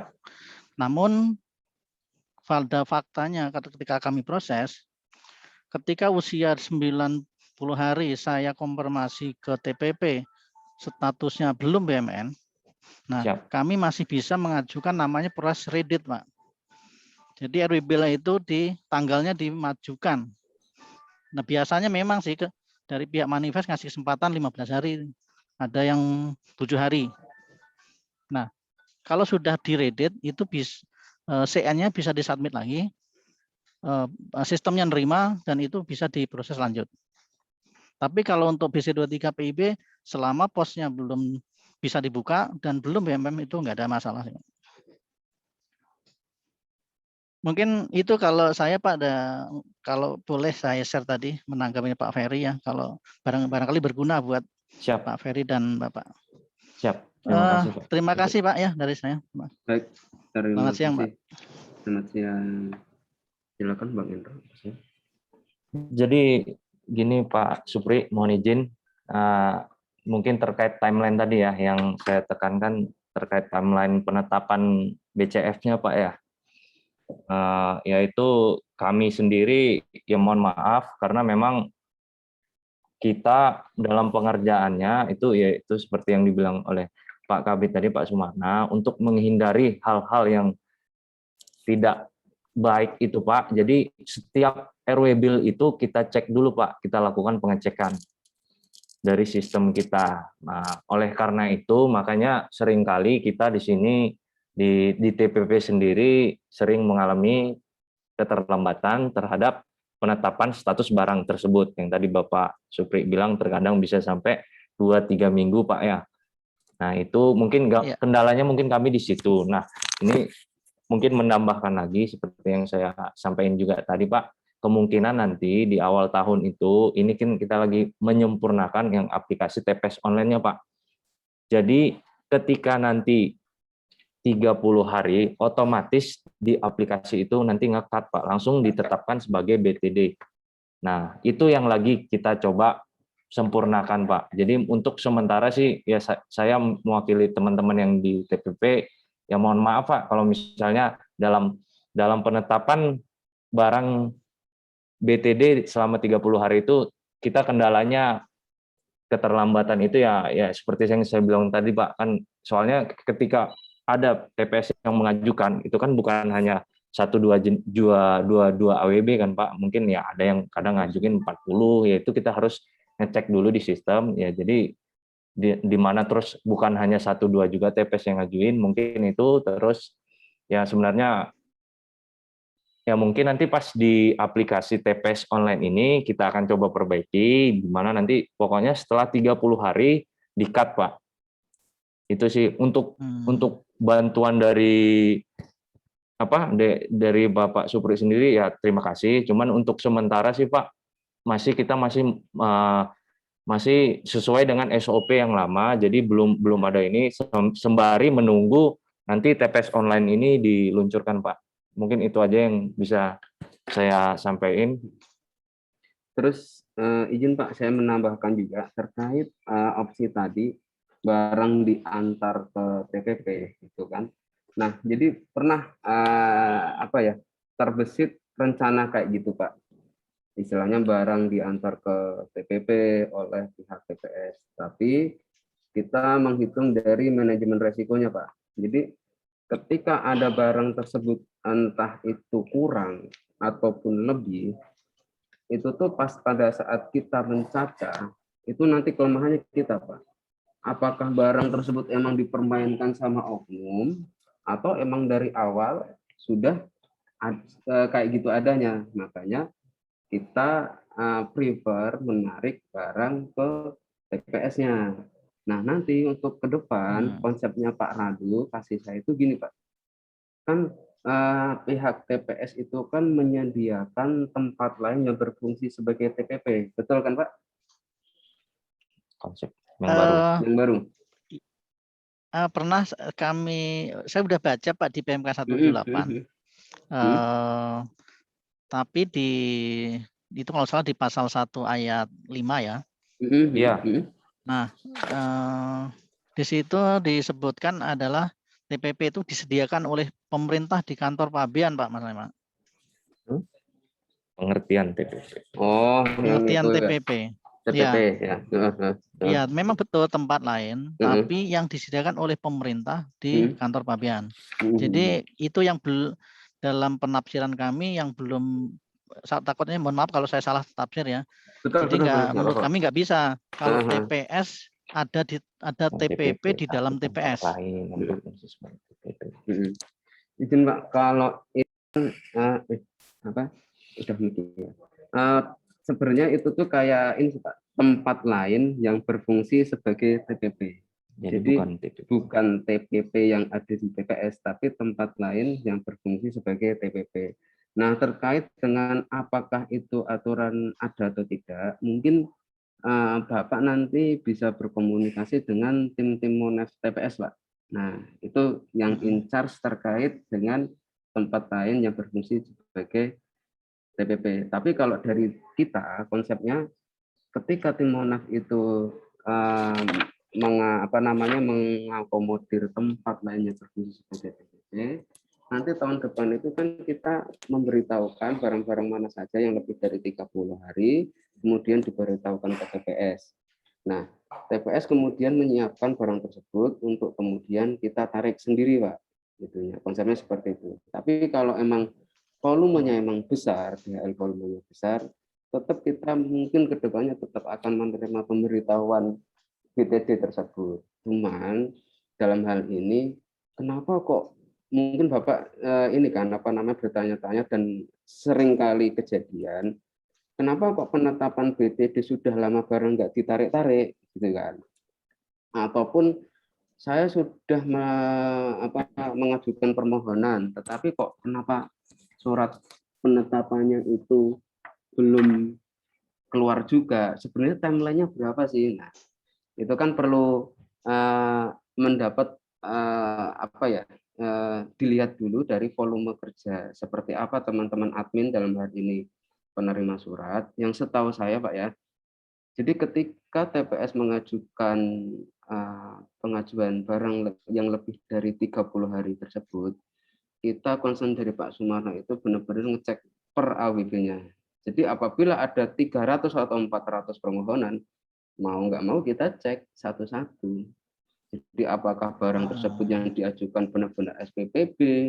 Soalnya beberapa kali dari DL saya screening itu Pak, barang yang belum dari 30 hari itu ada yang terselip dimajukan di surat permohonan. Nah, atas dari situ biasanya kami tolak.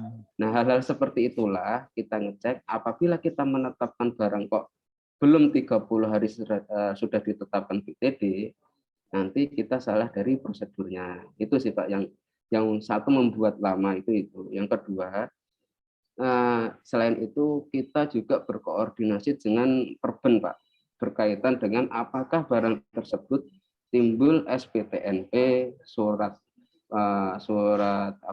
sampai surat paksa. Itu kenapa kok perlu dikoordinasikan? Karena gini, ketika barang tersebut terjadi SPTNP atau terbit SPTNP, itu tuh kita harus copy juga sejauh mana pemilik barang itu mau mengurus atau menyelesaikan SPTNP tersebut, Pak. Kalaupun memang sudah ditarik di TPP, ya kita harus berkoordinasi dengan Perben. Kenapa kok harus berkoordinasi? Karena barang tersebut apabila dijadikan BMN dan kebetulan pemilik barang tersebut mentransfer atas tagihan kurang tersebut, maka itu kan hal-hal yang bertentangan dalam artian sudah dilunasi SPTNP-nya, tapi kok barang sudah terlanjur BMN. Nah, konsekuensinya apa kalau BMN? Yaitu barang sudah nggak bisa dikeluarkan walaupun dia sudah membayar SPTNP. Nah, hal-hal seperti itulah yang belum terkaca sama TPS.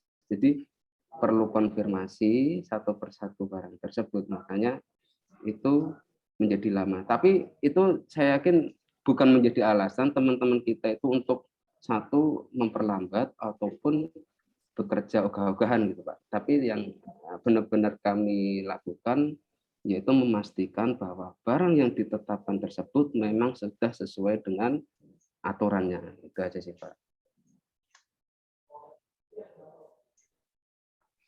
Terima kasih Pak Indro atau Pak Dika atas penjelasannya. Boleh sedikit nanggapin mumpung teringat tadi Bapak sampaikan juga mengenai ada barang yang belum 30 hari diselipkan untuk diajukan. Ini mohon maaf kalau salah kami berpikirnya lain. Jadi gini Pak, karena melihat sebelum-sebelumnya dari sejak laporan sampai BCF 15 itu bisa 5 hari, 10 hari ke depan. Jadi kami berpikir gini, kalau hari ini ada barang yang baru 25 hari, namun customer sudah memutuskan tidak akan mengurus. Nah, kami ajukan karena ketika 5 hari ke depan, pada saat BCF 15 terbit, itu usianya di atas 30 hari, Pak. Nah, itulah tadinya seperti itu. Tapi kalau itu salah, ya mohon dikoreksi, Pak, ya, untuk kedepannya. Baik, Pak. Soalnya kita melihatnya di perihalnya sih, Pak. Perihalnya itu kan tertulis surat permohonan penarikan barang yang lebih dari 30 hari. Apabila kurang dari 30 hari kan kita concernnya di situ, Pak. Takutnya, Pak, ya, ini kan berbicara manajemen resiko. Barang tersebut di apa ya istilahnya apa ya bahasanya ya, dipermainkan sama oknum.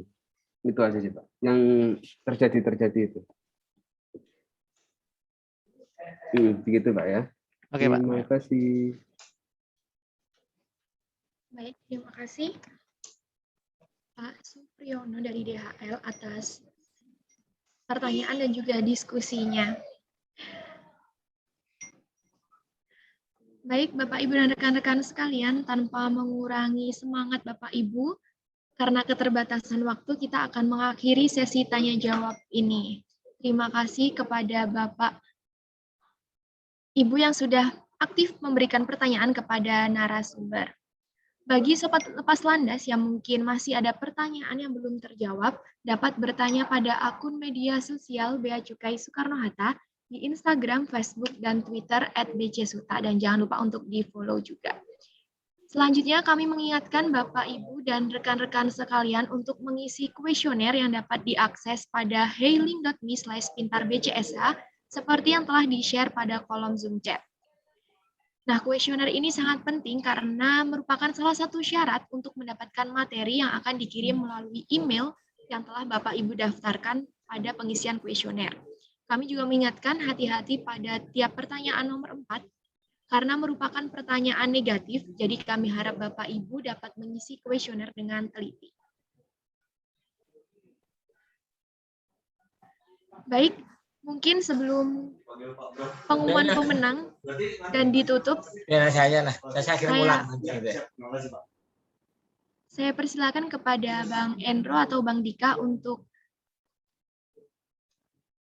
menyampaikan sepatah dua patah kata penutup untuk sosialisasi hari ini.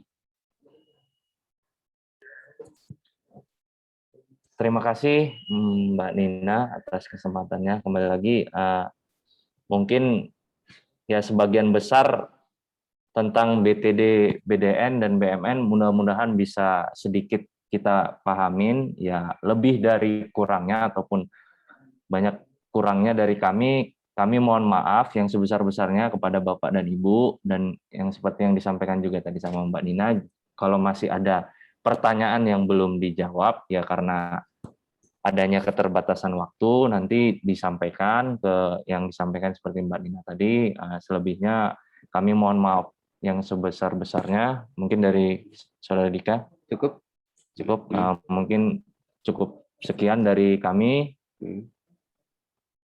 Ya, apabila ada tutur kata yang kurang berkenan atau jawaban yang dirasa kurang tepat, kami berdua mohon maaf yang sebesar-besarnya. Wabillahi taufiq wal hidayah. Assalamualaikum warahmatullahi wabarakatuh. Waalaikumsalam warahmatullahi wabarakatuh. Terima kasih Bang Dika dan Bang Endro. Selanjutnya saya akan mengumumkan pemenang hadiah. Untuk rekan host bisa di-share pemenang kita pada hari ini. Ada pemenang untuk kategori tebak kota tadi ya. Baik, yang pertama ada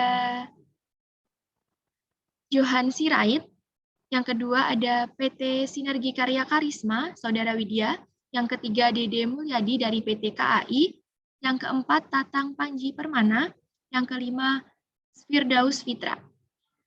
Dan hadiah dapat diambil di seksi layanan informasi di Gedung A, Bea Cukai Soekarno-Hatta. Kami ucapkan selamat kepada para pemenang. Sobat Lepas Landas yang berbahagia, sebelum mengakhiri acara hari ini, kami mengingatkan kembali untuk mengisi daftar hadir dan juga kuesioner pada tautan heylink.me/pintarbcsh.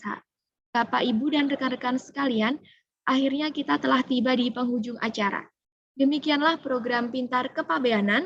Pengguna jasa ingin tahu untuk tertib proses lancar dengan topik penetapan barang BTD, BDN, dan BNN ini telah kita ikuti dari awal hingga akhir.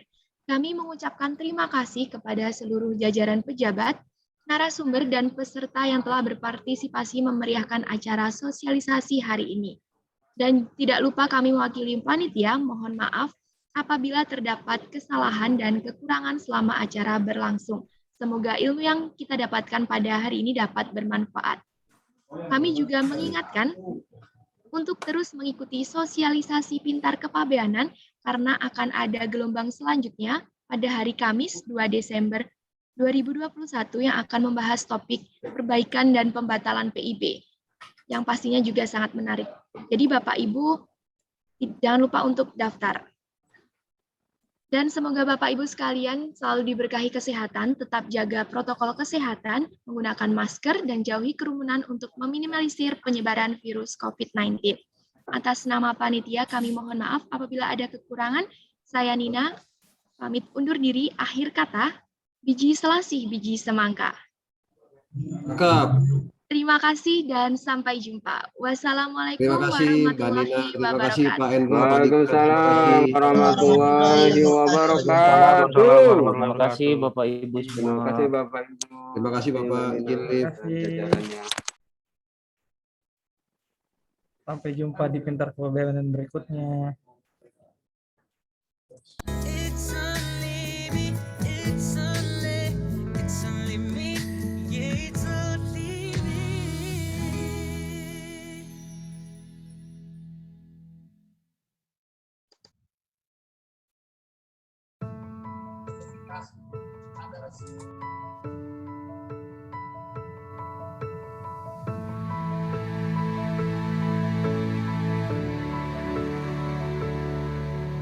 Kalau harus ku mengingatmu lagi, aku takkan sanggup dengan yang terjadi pada kita.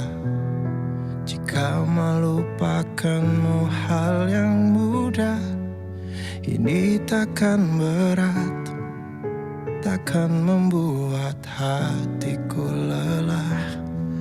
Kalah, ku akui aku kalah. Cinta ini pahit dan terus memiliki.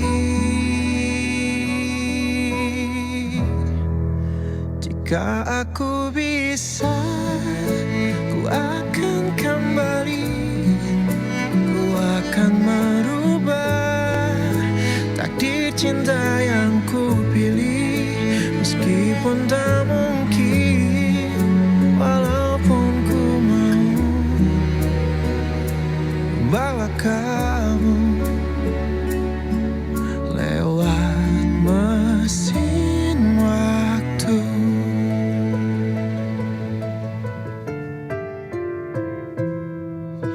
Jika malu